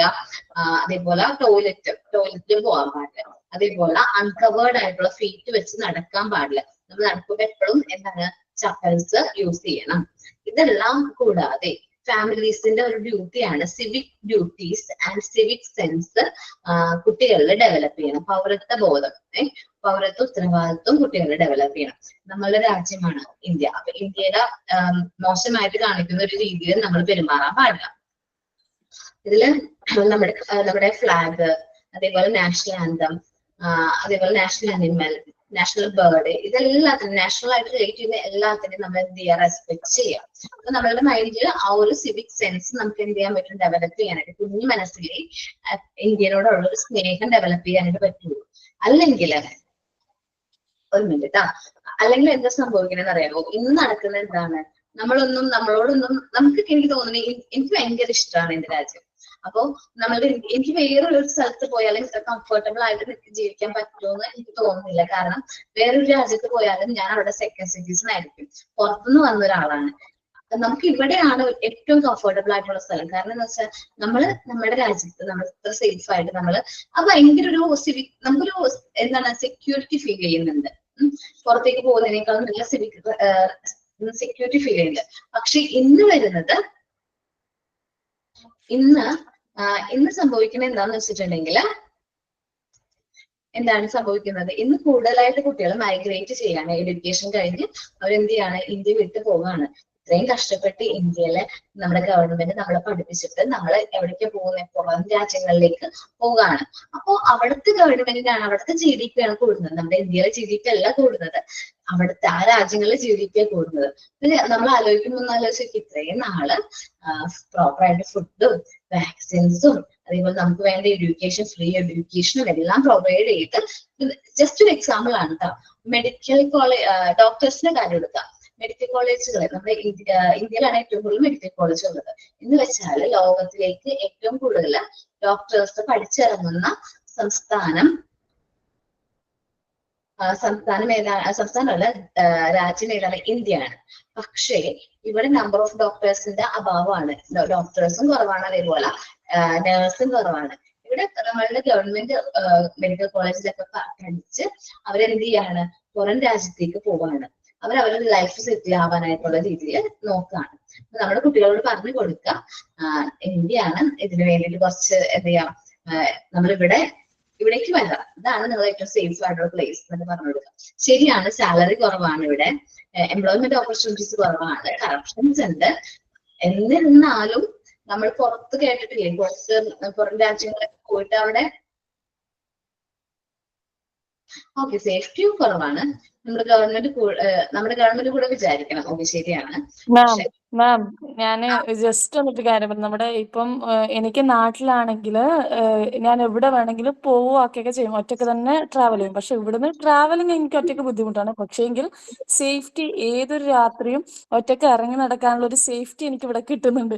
അതുപോലെ ഇപ്പം നാട്ടിൽ നമ്മുടെ ചെന്താമരന്റെ കേസ് പോലും നമ്മുടെ ഗവൺമെന്റിന്റെ ഭാഗത്തുനിന്നുണ്ടായ അഭാവമാണ്. അതുപോലെ ഒരുപാട് സേഫ്റ്റി നമ്മുടെ മക്കൾ ഇപ്പൊ ഞാൻ എൻ്റെ മോനെ ഇവിടെ പഠിപ്പിക്കണം എന്നുള്ള എൻ്റെ ആഗ്രഹം എന്ന് പറയുന്നത്, നാട്ടിലെ കുട്ടികളിൽ ഇപ്പം കാണുന്ന ലഹരി അത് ഭയങ്കര കൂടുതലാണ്. അത് ഗവൺമെന്റ് എന്ത് ചെയ്തിട്ടും അവർക്ക് അതിനൊരു പരിധി കൊണ്ടുവരാൻ പറ്റുന്നില്ല. ഈ നമ്മുടെ കാക്കിക്കുള്ളിലെ കള്ളന്മാര്, അല്ലെങ്കിൽ ഈ പാർട്ടിക്കുള്ളിലെ കള്ളന്മാര് എന്ന് പറയുന്നത് പോലെ തന്നെ, അല്ലെങ്കിൽ ടീച്ചേഴ്സിനുള്ളിൽ പോലും ഇപ്പം അങ്ങനെയുള്ള ആൾക്കാരുണ്ട്. ഇപ്പം മിന്നാന്ന് ഡോക്ടർ അറസ്റ്റ് ചെയ്തത്, അങ്ങനെയുള്ള കാര്യങ്ങള് നമ്മൾ കേൾക്കുമ്പോൾ നമുക്ക് പേടിയാണ്. നമ്മുടെ ആൺമക്കളെ ആ സ്കൂളിലേക്ക് വിടാൻ വേണ്ടിയിട്ട്. എനിക്ക് സത്യം പറയാലോ, ആദ്യമൊക്കെ ഞാൻ നാട്ടിലെ ഗവൺമെന്റ് സ്കൂളിൽ പഠിപ്പിക്കുന്നതിനോട് ഭയങ്കര ആഗ്രഹമുള്ള ഒരു വ്യക്തിയാണ്. എൻ്റെ മോളെ ഞാൻ നാട്ടിൽ ഗവൺമെന്റ് സ്കൂളിൽ പഠിപ്പിച്ചിട്ടുണ്ടായിരുന്നു, ഫസ്റ്റും സെക്കൻഡും. പിന്നെ എനിക്ക് തന്നെ ഒരു ഇത് വന്നു, എനിക്കൊരു ജോബിന് കുറച്ചുകൂടി ഓപ്പർച്യൂണിറ്റി കിട്ടുക ഇവിടെയാണെന്ന് തോന്നിയിട്ടാണ് ഞാൻ ഷിഫ്റ്റ് ചെയ്തിട്ടുണ്ടായത്. ഇപ്പൊ എൻ്റെ ആഗ്രഹം എന്ന് വെച്ചാൽ മകനെ ഇവിടെ പഠിപ്പിക്കണം. കാരണം നാട്ടിൽ ഓരോ കാര്യങ്ങൾ കേൾക്കുമ്പോൾ പേടിയാണ്. ഈ സേഫ്റ്റിനെ കുറിച്ചിട്ട് ലഹരി, മെയിൻ പേടി എന്ന് പറയുന്നത് ലഹരിയാണ്. ഇപ്പം സത്യം പറയാലോ, എനിക്ക് മെയിൻ പേടി ലഹരിയാണ്, വേറൊന്നുമില്ല. ഗവൺമെന്റിന്റെ ഭാഗത്തുനിന്ന് യാതൊരു തരത്തിലുള്ള ഒരു ഇതും വയ്ക്കുന്നില്ല. എവിടെ നോക്കിയാലും ഈ സംഭവം കിട്ടുന്ന MDMA, ഇച്ചിരി ഇല്ലാത്ത പിള്ളേർ വരെ പറഞ്ഞിട്ട് പേടിയാവും. ഇപ്പൊ ഞാൻ എന്റെ കൊച്ചിനെ കുറിച്ച് പറയുകയാണെങ്കിൽ, എന്റെ മകൻ 9ാം ക്ലാസ്സിലാണ് പഠിക്കുന്നത്. അവന്റെ ക്ലാസ്സിലെ കുട്ടികള് വാട്ടർ ബോട്ടിലിൽ വെള്ളം കൊണ്ടുവരും. അപ്പൊ അവരുടെ പാരന്റ് കഴിക്കുന്ന ആളാണ്. അപ്പൊ ആ വാട്ടർ ബോട്ടിലിനകത്ത് വെള്ളം ഒഴിച്ചോണ്ട് വരും അമ്മയെന്ന് തോന്നുന്നു. അപ്പൊ ഞാൻ ചോദിച്ചു, എന്റെ മക്കളൊക്കെ ടീച്ചേഴ്സ് കാണില്ലേന്ന് ചോദിച്ചു. ഇല്ല ഉമ്മാര് ചെറുത് നമുക്കറിയാം, ഉമ്മാര് കറങ്ങിയിരിക്കുമ്പോ നമുക്കറിയാന്ന്. അപ്പൊ ഒരു പ്രാവശ്യം ഞാൻ പറയട്ടെ ടീച്ചറിനോടൊന്ന് വെച്ചപ്പോ കൊച്ചെന്റെ അടുത്തോണ്ട് വേണ്ട അമ്മ, അവന്മാർ എന്നെ പിടിച്ചിരിക്കും, വെറുതെ ആവശ്യമില്ലാത്ത കാര്യത്തിനുണ്ട്, അവര് എന്നാ ചെയ്തു. അങ്ങനെയാണ് അതൊക്കെ. ഒരു രക്ഷയില്ല. താങ്കൾ പറഞ്ഞ പോലെ നമുക്ക് പറയാനും പറ്റത്തില്ല. കാരണം എന്തെങ്കിലും പറഞ്ഞാൽ അപ്പോഴേ കൊലപാതകമാണ്, കൊട്ടേഷനാണ്. ടീച്ചേഴ്സിന് നേരെ ഉണ്ട്. പരസ്പരം അങ്ങനത്തെ ഒരു പ്രവണതയാണ് പിള്ളേരിൽ. അവൻ എന്തെങ്കിലും പറഞ്ഞ എന്നാ കൊന്നങ്ങ് കളയാം. ഇതാണ് മിസ് ആദ്യമേ മൈൻഡില്. നമ്മുടെ ഫേസ്ബുക്കിൽ വന്നില്ലേ, ഒരു പ്രധാന അധ്യാപകനോട് ഒരു കൊച്ചു പറയുന്നത് കേട്ടിട്ട് നമുക്കൊന്നത് ആലോചിക്കാൻ വയ്യ, നമുക്കത് ചിന്തിക്കാൻ കൂടി പറ്റത്. ഒരു അധ്യാപകനോടാണ് ആ കൊച്ചു അത്ര കയർത്ത് പുറത്തേട്ട് ഇറങ്ങിയ തട്ടി സ്കൂളിലാണ് ഞാൻ പഠിച്ചത്. ഇത്രയും കാലമായിട്ട് കളയുന്നത്. ആ സ്കൂളിൽ ഇങ്ങനെ ഒരു പ്രശ്നങ്ങൾ ഉണ്ടായിരുന്നില്ല. ഇപ്പൊ പ്രധാന അധ്യാപകനോട് പറഞ്ഞതില്ലേ, ഞങ്ങളെ സ്കൂളാണ്, ഞങ്ങൾ +1 +2 8, 9, 10 ഒക്കെ ആ സ്കൂളിലാണ് പഠിച്ചത്. പക്ഷെ ഇന്നേ വരെ ആ സ്കൂളിനെ പറ്റിയിട്ട് ഇങ്ങനെ ഒരു ഈ കാലഘട്ടത്തിലുള്ള മക്കളെ സംസാരങ്ങളും എന്താണ് സാറുമാരോടുള്ള പെരുമാറ്റം ഒക്കെ വ്യത്യാസമായിരുന്നു. ഞങ്ങളെ ഗ്രൂപ്പിൽ തന്നെ ഫ്രണ്ട്സിനോട് പറയാൻ തുടങ്ങി, ഞങ്ങളെ ക്ലാസ്സിൽ നിന്നൊക്കെ +2 പഠിക്കുമ്പോ ഇങ്ങനെ ഫോണൊക്കെ പിടിച്ചിട്ട് കൊണ്ടുപോയിട്ടുണ്ട്, 1, 2, 3 ഒക്കെ ഉണ്ട്. പക്ഷെ ഞങ്ങളെ ഒരാളും സാറുമാരോട് എതിർത്തിട്ട് എന്തെങ്കിലും പറയേ ഒന്നും ചെയ്തിട്ടില്ല. പക്ഷെ ഇപ്പത്തെ മക്കള് പറയുന്ന ഓരോ വർത്തമാനങ്ങൾ കേട്ടാ എന്താ ചെയ്യാ, മക്കളെ എങ്ങനെ പഠിപ്പിക്കും, അവരെ എന്ത് പറഞ്ഞ് മനസ്സിലാക്കും എന്നുള്ള കൺഫ്യൂഷനിലാണ്. കേരളത്തിലേ ഉള്ളു മാം ഇത്രയും പ്രശ്നം.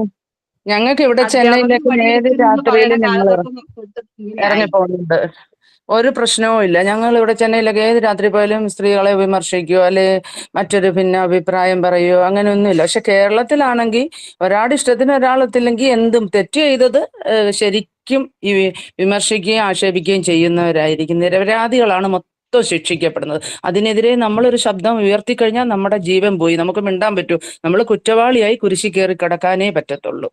മിണ്ടിക്കഴിഞ്ഞാൽ നമ്മളെ തട്ടിക്കളയത്തില്ലേ? അതുകൊണ്ട് നമുക്ക് മിണ്ടാൻ പറ്റുമോ? സമൂഹം മൊത്തം ആ കൂട്ടത്തിലായിരിക്കും. നേരെ ജീവിക്കുന്നവരൊറ്റയാ എവിടെയായാലും. അങ്ങനെയാ കേരളം. പക്ഷെ ഞങ്ങൾ ഇവിടെ ചെന്നൈയിലാണ് എന്ത് നല്ല ഫ്രീയാ, ഒരു പ്രശ്നവും ഇല്ല. പെൺപിള്ളേർക്ക് കേരളമാണോ നല്ലത്, വിദേശമാണോ നല്ലത്? കേരളം നല്ലത് തന്നെ. നമ്മുടെ സ്വന്തം ദേശം നമ്മളെ അംഗീകരിക്കുന്നു, നമ്മൾ സ്നേഹിക്കുന്നു, നമ്മൾ ബഹുമാനിക്കുന്നു, എല്ലാം ശരി. പക്ഷെ ഈ കൾച്ചർ കുറച്ച് മാറ്റണം, അത്രേ ഉള്ളൂ. പേര് മാത്രമേ ഉള്ളൂ മാം. പക്ഷെ നമ്മുടെ നാട്ടിൽ നടക്കുന്ന ഒരു കാര്യങ്ങളും ഗോഡ്സ് ഓൺ കൺട്രിക്ക് അതായിട്ടുള്ള കാര്യങ്ങളല്ലല്ലോ. നമ്മുടെ നാട്ടിൽ ഇപ്പൊ മാം പറഞ്ഞ പോലെ തന്നെ പഠിച്ചിറങ്ങുന്ന കുട്ടികൾ എല്ലാവരും ഇപ്പൊ ഞാൻ തന്നെ ഈ മോണ്ടിസോറി പഠിക്കുന്ന, എനിക്ക് എന്റെ ഹസ്ബൻഡ് കുവൈറ്റിലാണ്. അപ്പൊ ഞാൻ തന്നെ വിചാരിക്കുന്നത് പഠിച്ചു കഴിഞ്ഞിട്ടുണ്ടെങ്കിൽ അവിടേക്കൊരു ചാൻസ് ഉണ്ടെങ്കിൽ അങ്ങനെ കയറി പോകാം എന്നുള്ള രീതിയിൽ തന്നെയാണ് ഞാനും. അപ്പൊ ഓരോരുത്തരും നമ്മുടെ ഡെവലപ്മെന്റ് നമ്മളൊരു സെറ്റിൽ ആവണമെങ്കിൽ നമുക്ക് എന്തായാലും ഇവിടെ നിന്നിട്ട് കൂടിപ്പോയ ഒരു 6,000 കൂടുതലേ നമുക്ക് അത്രയൊക്കെയാണ് സാലറി നമുക്ക് കിട്ടുള്ളൂ. ഇവിടെ ആണെങ്കിലും ഒരു 10,000-ന് താഴെ സാലറിയാണ് നമുക്ക് ഫസ്റ്റ് ഇവിടെ പ്രൊവൈഡ് ചെയ്യുന്നുള്ളൂ. അപ്പൊ നമ്മളത് വിചാരിക്കുമ്പോൾ നമ്മൾ പുറത്തേക്ക് പോകുമ്പോൾ നമുക്ക് കുറച്ചും കൂടെ നല്ല വെൽ സെറ്റിൽഡ് ആവണല്ലോ എന്നുള്ള ഒരു രീതിക്കാണ് നമ്മൾ എല്ലാവരും ചിന്തിക്കുന്നുള്ളൂ. അതുപോലെ തന്നെ ചെന്നൈ വന്നിട്ടാണെങ്കിൽ എനിക്ക് നാട്ടിൽ പോകാൻ പോലും മനസ്സില്ല മാം. ഇപ്പൊ എന്ത് നല്ലയാ ഇവിടെ. മറ്റേതെന്ന് പറഞ്ഞു കഴിഞ്ഞാൽ എന്തുവാ, ഒന്നും നമുക്ക് ഒരു ഫ്രീഡവും ഇല്ല. നമ്മളെ വെറുതെ വിമർശിക്കാനും ചൂഷണം ചെയ്യാനും നമ്മളെ കുറ്റപ്പെടുത്താനും ഉള്ള ആള് എല്ലാം തെമ്മാടിക്കും തേക്കും തടിക്കും എവിടെയും കിടക്കാന്ന് പറഞ്ഞ പോലെ അങ്ങനെയുള്ള ആൾക്കാരുടെ ലോകമാണ് നമ്മുടെ കേരളം എന്ന് പറഞ്ഞാൽ. നമുക്ക് മിണ്ടാൻ പറ്റുമോ? നമ്മുടെ നാടിനെ പിന്നെ നമ്മൾ അധിക്ഷേപിച്ചെന്ന് വരുമോ, അല്ലാതെ വല്ല പ്രയോജനം വരുമോ അതിനകത്ത്? ഇപ്പൊ ഇവിടെ വന്നിട്ട് എന്ത് നല്ല ഫ്രീ ആയി, എന്ത് നല്ല സന്തോഷമായി. എല്ലാം വിവരവും സംസ്കാരവും എല്ലാം അവരവർക്ക് അവരവരുടെ കാര്യങ്ങൾ. മറ്റൊരാളെ വിമർശിക്കാനും ചൂഷണം ചെയ്യാനും മറ്റൊരാളെ ചോദ്യം ചെയ്യാനും മറ്റൊരാളെ അധിക്ഷേപിക്കാനൊന്നും ആർക്കും സമയമില്ല. അവരവരുടെ കാര്യങ്ങൾ നോക്കുന്നു, ജീവിക്കുന്നു, ഒരു പ്രശ്നങ്ങളും ഇല്ല. ലേഡീസിന് ഫ്രീ ആയിട്ട് സഞ്ചരിക്കാൻ പോയി സംശയമില്ല, ഒരു കമന്റ് പോലും പറയാറില്ല. ഇതൊക്കെ എവിടെന്നാ പ്രശ്നം സ്റ്റാർട്ട് ചെയ്യണത്? അവരിപ്പോഴാണോ, ഈ കുട്ടികളെല്ലാവരും ഇപ്പോഴാണോ ഇത് ചെയ്യുന്നത്, എന്താണ് മോശമായി തുടങ്ങുന്നത് അല്ലെങ്കിൽ ബാഡ് ക്യാരക്ടറിലേക്ക് പോകുന്നത്? എപ്പോഴായിരിക്കും? അതായത് ഞാൻ മനസ്സിലെ പറയാൻ വിചാരിച്ച കാര്യം മാം ഇപ്പൊ സ്റ്റാർട്ട് ചെയ്തു. ഒരു ഫാമിലിയിൽ നിന്നാണ് ആ കൊച്ചുങ്ങൾ ഇതെല്ലാം പഠിക്കണേ, നമ്മുടെ സറൗണ്ടിങ്സ്. ഇൻസ്റ്റാഗ്രാമിൽ ഒരു വീഡിയോ കണ്ടിരുന്നു. ഒരു കൊച്ചിന്റെ പല്ല് പറിക്കാണ് അതിന്റെ അച്ഛൻ. എന്നിട്ട് ഇങ്ങനെ പറിച്ചിട്ട് അത് എടുത്ത ആ സ്പോട്ടിൽ ആ കുട്ടിയുടെ വായന്ന് വന്ന അബ്യൂസീവ് വേർഡ്സ് സ്വന്തം അച്ഛനെ വിളിക്കാണ്. പച്ച തെറിയാ വിളിക്കണം. എന്നിട്ട് അവര് ചിരിക്കുക. എന്താ അവൻ പറയുന്ന കേട്ടില്ലേ പറഞ്ഞിട്ട് അവർ ചിരിക്കുക. സ്വന്തം ഫാദർ മാത്രം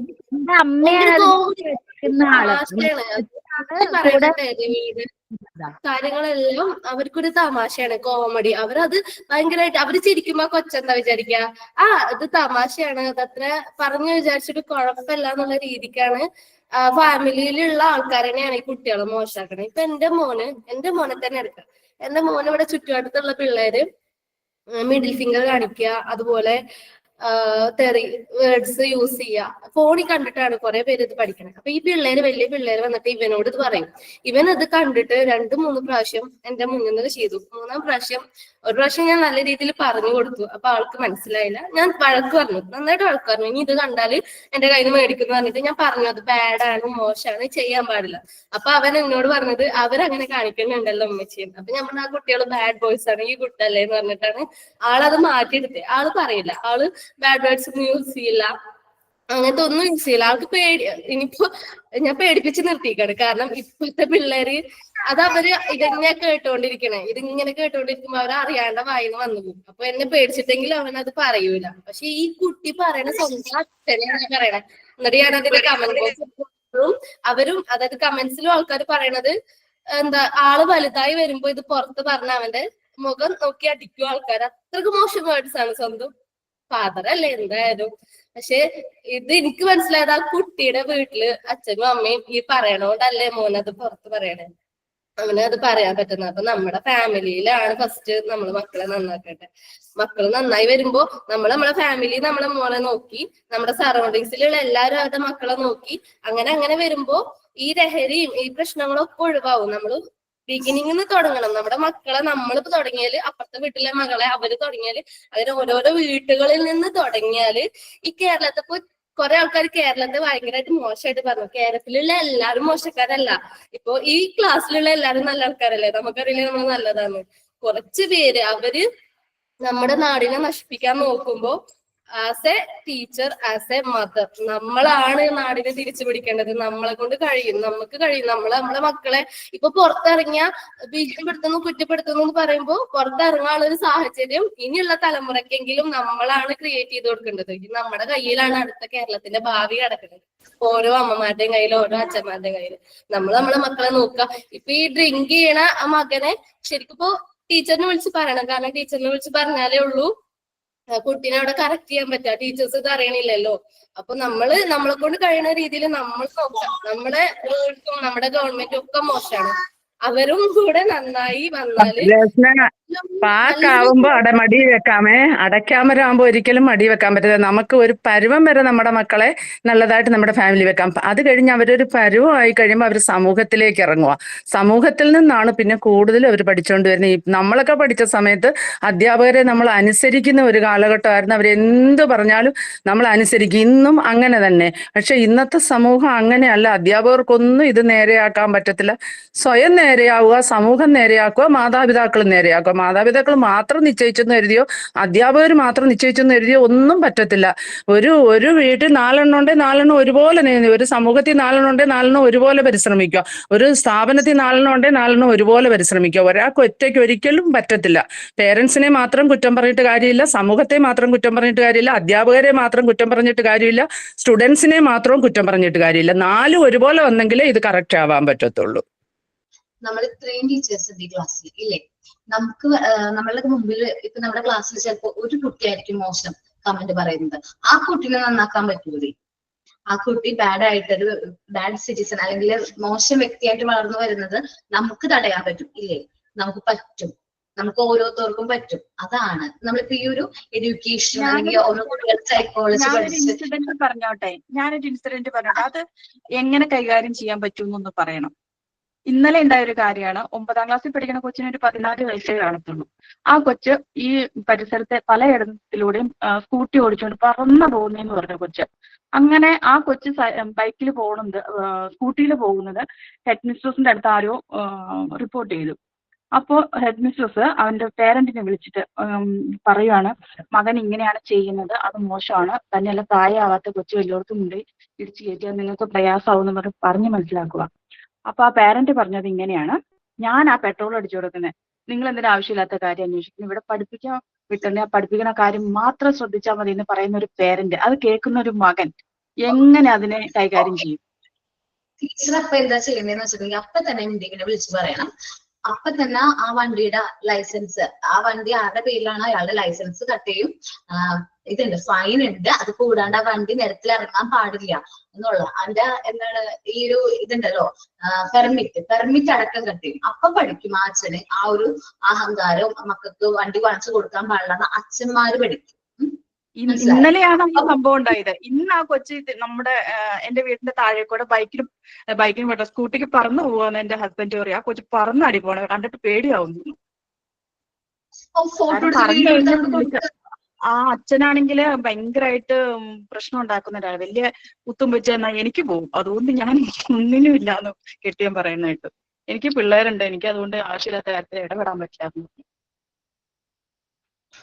ഇത് ഇവർ പഠിക്കുന്ന എപ്പോഴാണെന്നറിയാമോ? ഈ വണ്ടി കൊണ്ടുവച്ചെന്ന് എവിടെയെങ്കിലും കയറി അച്ഛക്കിന് എന്തെങ്കിലും ആക്സിഡന്റ് പറ്റുമ്പോ അയ്യോ പത്തോ എന്ന് പറഞ്ഞിട്ട് കടന്ന് കരയാൻ മാത്രം അവർക്ക് പറ്റുള്ളൂ. അങ്ങനെ അവർ അനുഭവിക്കുന്നത്. അങ്ങനെ ഓടിച്ച അവർക്കല്ല മാം ആക്സിഡന്റ് ആവുക, മറ്റുള്ളവർക്കും അത് ബാധിക്കില്ല മാം. വേറൊരാളുടെ വണ്ടിയെ കയറ്റി അവരുടെ ഫാമിലിക്ക് പോകില്ലേ? 18 വയസ്സിൽ താഴെയുള്ള കുട്ടികൾ പോയി വണ്ടി ഇടിച്ച് എന്തെങ്കിലും സംഭവം ഉണ്ടായ പേരൻസിന്റെ മേലെ കൊലക്കട്ടത്തിന് കേസെടുക്കുക. അല്ലാതെ ചെയ്യാൻ പറ്റും. കാരണം എന്താണ്, അവർക്ക് ആ റൈറ്റ്സ് ഉണ്ട്, ഇൻഫോം ചെയ്യാൻ, MDVനെ ഇൻഫോം ചെയ്യാനായിട്ട് പറ്റും. ഇതൊക്കെ ശരിയാണ്. പിതാവിനെതിരെ കൊലക്കുറ്റത്തിന് എത്ര പിതാവിനെതിരെ അങ്ങനെ ഒരു കേസെടുത്ത് അവിടെ നമ്മുടെ ഏതെങ്കിലും ഒരു പിതാവ് അകത്ത് കിടക്കണ്ടോ? ഇതാണ് നമ്മുടെ സിസ്റ്റത്തിന്റെ ഏറ്റവും വലിയ കുഴപ്പം. നമുക്ക് സിസ്റ്റത്തിൽ ഇഷ്ടം പോലെ നിയമങ്ങളൊക്കെ ഉണ്ട്, ഒരു സിസ്റ്റം ഇതുവരെ നമ്മുടെ രാജ്യത്ത് പാലിക്കണില്ല. അതുകൊണ്ടാണ് ഈ സമൂഹം ഇത്ര അധപ്പതിച്ചു പോയത്. എല്ലാരും നമുക്ക് കാരണന്മാരെ കുറ്റം പറഞ്ഞിട്ട് കാര്യമില്ല. ഇപ്പൊ നമ്മളൊക്കെ MDM, നമ്മുടെ മക്കളുടെ കൂട്ടുകാരന്മാരൊക്കെ MDM അവരുടെ പിതാക്കന്മാർ ഇത് ഉപയോഗിച്ചിട്ടാണോ? ഒരിക്കലും അല്ല.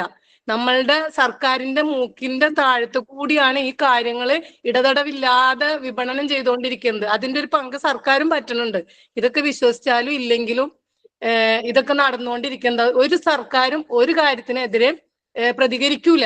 ഇപ്പൊ രാഷ്ട്രീയക്കാർക്കാണ് ഇവിടുത്തെ ഏറ്റവും വലിയ മദ്യം ഉണ്ടാക്കുന്നൊരു ഇതുണ്ടാക്കാൻ പോവല്ലേ, അതാണ് മദ്യം ഉണ്ടാക്കുന്നൊരു ഇത് സർക്കാർ തന്നെ പ്രൊവൈഡ് ചെയ്യാണ്. കുറച്ച് കഴിയുമ്പോൾ ലഹരി ഉണ്ടാക്കാവുന്ന സംഭവം പ്രൊവൈഡ് ചെയ്യും. ഏറ്റവും കൂടുതൽ ഉത്പാദിപ്പിക്കുന്നത് ഗുജറാത്തിലാണ്. ഞാനൊരു സ്ഥലത്ത് വായിച്ചതാണ്, ഗുജറാത്തിലാണ്. മാം കഴിഞ്ഞ ദിവസം ഞാൻ എന്റെ മോനെ കൊണ്ട് വണ്ടിയിൽ പോയ സമയത്ത് മോൻ എന്നോട് പറഞ്ഞ്, ഉമ്മി ഇത് ഈ റോഡ് മൊത്തം കട്ടറാണല്ലോ ഉമ്മി, ഇത് എങ്ങനെ ഇതൊന്നും ഇവര് ശരിയാക്കാത്ത എന്താ ഉമ്മി, ഇത് അവർ ശരിയാക്കിയാണെങ്കിൽ നമുക്ക് മര്യാദക്ക് വണ്ടിയും കൊണ്ട് പോയി, ഇത് ഉമ്മി ഈ വഴി കൂടെ വന്ന് എന്തിനാന്നൊക്കെ. അപ്പൊ ഞാൻ പറഞ്ഞു, നീ ഇനി പഠിച്ച് വലുതായി വല്ല പഞ്ചായത്ത് സെക്രട്ടറി അല്ലെങ്കിൽ പഞ്ചായത്ത് മെമ്പറോ അങ്ങനെയൊക്കെ ആയിട്ടുണ്ടെങ്കിൽ മാത്രമാണ് ഈ വഴിയൊക്കെ നന്നാവുള്ളൂ, അല്ലാതെ അതിനു മുമ്പായിട്ട് ഇനി ഇത് നന്നാവൂന്ന് നമുക്ക് പ്രതീക്ഷിക്കേണ്ട പോലെ. അപ്പോഴും നന്നാവൂല. കാരണം എന്താന്നോ, അങ്ങനെ പ്രതികരിക്കണ ഒരാളെ അപ്പൊ തന്നെ സ്ഥാനത്ത് നിന്ന് എടുത്ത് മാറ്റി കളയാണ്. ഇവിടെ ആർക്കും നല്ലത് ചെയ്യണവർക്ക് ജീവിക്കാൻ നിർവാഹം ഇല്ലാത്ത ഒരു നാടായി മാറി ദൈവത്തിന്റെ സ്വന്തം നാട്. ഈ ടോപ്പിക് എടുക്കേണ്ട കാര്യമില്ലായിരുന്നു എന്ന് മാമൻ ഇപ്പൊ വിചാരിക്കുന്നത്. ഡിബേറ്റിലേക്ക് പോകുന്നു, സബ്ജക്ട് മാറ്റാം. എന്തായാലും അങ്ങനെയല്ല മാം, എനിക്ക് കേരളത്തിൽ വരുന്നതും എനിക്കിപ്പോ എന്റെ ഫാമിലിന്റെ അടുത്തേക്ക് പോകുന്ന കാര്യമൊക്കെ ഭയങ്കര ഇഷ്ടമാണ്. പക്ഷെ എങ്കിൽ ഇപ്പം എനിക്കിപ്പം നല്ല സങ്കടം ഉണ്ട്, എനിക്ക് വീട്ടിലേക്ക് പോകാൻ പറ്റാത്തതിൽ. എന്റെ മോളുടെ സ്കൂള് പൂട്ടിയാല് എനിക്ക് മാക്സിമം 1 മന്ത് മാത്രമേ പോയിട്ട് നിൽക്കാൻ പറ്റുള്ളൂ എന്നുള്ള ഒരു ഇതുണ്ട്. കാരണം ടിക്കറ്റിന്റെ റേറ്റ് അതൊക്കെ ആലോചിച്ചിട്ട് എനിക്ക് പോവാൻ കഴിയോ ഇല്ലയോ എന്നുള്ളൊരു സങ്കടം കാര്യങ്ങളൊക്കെ ഉണ്ട്. ജൂണിൽ അങ്ങനെ പോകണം എന്നൊക്കെ ആഗ്രഹമുണ്ട്. പക്ഷേ എങ്കില് അവിടെ സെറ്റിൽഡ് ആകുന്ന കാര്യം ആലോചിക്കുമ്പോൾ അതും ഒരു പേടിയാണ്. അത് നാട് ഇഷ്ടമല്ലായിട്ടല്ല, നാട് എന്ന് പറയുന്നത് നമുക്ക് എപ്പോഴും കേരളം അല്ലെങ്കിൽ കണ്ണൂർ, അതുപോലെ എന്റെ നാടുണ്ട് കണ്ണാടി പറമ്പ്, അത് എപ്പോഴും എനിക്ക് സ്പെഷ്യലാണ്. പക്ഷേ എങ്കിൽ ഇത് കാര്യത്തോടെ എടുക്കുമ്പോ ഖത്തറാണ് കുറച്ചുകൂടി ബെസ്റ്റ് എന്ന് എനിക്ക് തോന്നിപ്പോവാണ്. ഇപ്പൊ ഐഷ പറഞ്ഞ പോലെ എന്റെ മോൻ സൗദിയിലാണ്. എന്റെ മോൻ നാട്ടിലോട്ട് പോയി 2 വർഷമായിട്ടുള്ളൂ പോയിട്ട്. അവിടെ നിന്ന് നിർത്തി ഞാൻ സൗദിയിൽ നിൽക്കൂല, എനിക്ക് എന്റെ നാട്ടിൽ നിന്നാ മതി എന്ന് പറഞ്ഞിട്ടാ വന്നെ. പക്ഷെ എനിക്ക് പേടിയാണ് ആ കൊച്ചിങ്ങോട്ട് വന്നു കഴിഞ്ഞാൽ ഇവിടുത്തെ കൂട്ടുകെട്ടില് എന്താകും എന്നോർത്തിട്ട് ശരിക്കും പേടിയാ. പക്ഷേ നമുക്ക് ഓരോരുത്തർക്കും അവർ ചെറുപ്പത്തിലെ കുറച്ച് മാറ്റങ്ങൾ വരുത്താൻ പറ്റും. കുട്ടികളുടെ ക്യാരക്ടറിൽ കുറച്ച് മാറ്റങ്ങൾ എന്ത് ചെയ്യാൻ പറ്റും, വരുത്താൻ പറ്റും. അവരെ കൂടുതൽ ബാഡ് ഹാബിറ്റ്സും അതേപോലെ തന്നെ നല്ല ശീലങ്ങളൊക്കെ പഠിപ്പിക്കാം. ഇപ്പൊ ഈ ലഹരി ഉപയോഗിക്കുന്ന കാര്യം പറഞ്ഞു. അപ്പൊ നമുക്കൊരു കാര്യം ചെയ്യാം.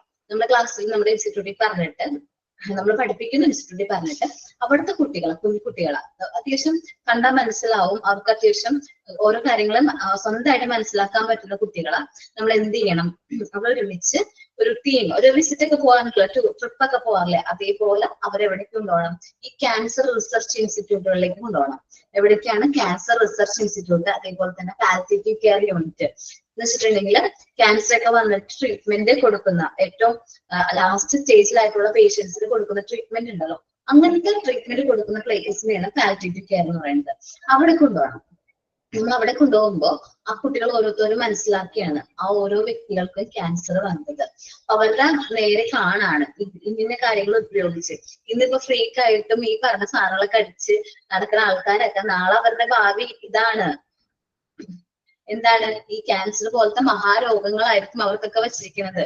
അപ്പൊ അവർക്ക് പറഞ്ഞു കൊടുക്കുക, ഇന്നതാണ്, ഇങ്ങനെയൊക്കെ ചെയ്തു കഴിഞ്ഞാൽ ഇന്ന അസുഖങ്ങൾ വരും. അപ്പൊ കുഞ്ഞു മനസ്സിൽ തന്നെ അത് സ്റ്റോർ ചെയ്യണം. നമ്മൾ പഠിപ്പിക്കുന്ന കുട്ടികൾ ഒരിക്കലും ബാഡ് ആയിട്ട് വളരില്ല എന്ന് അവർ മനസ്സിൽ സ്റ്റോർ ചെയ്യണം.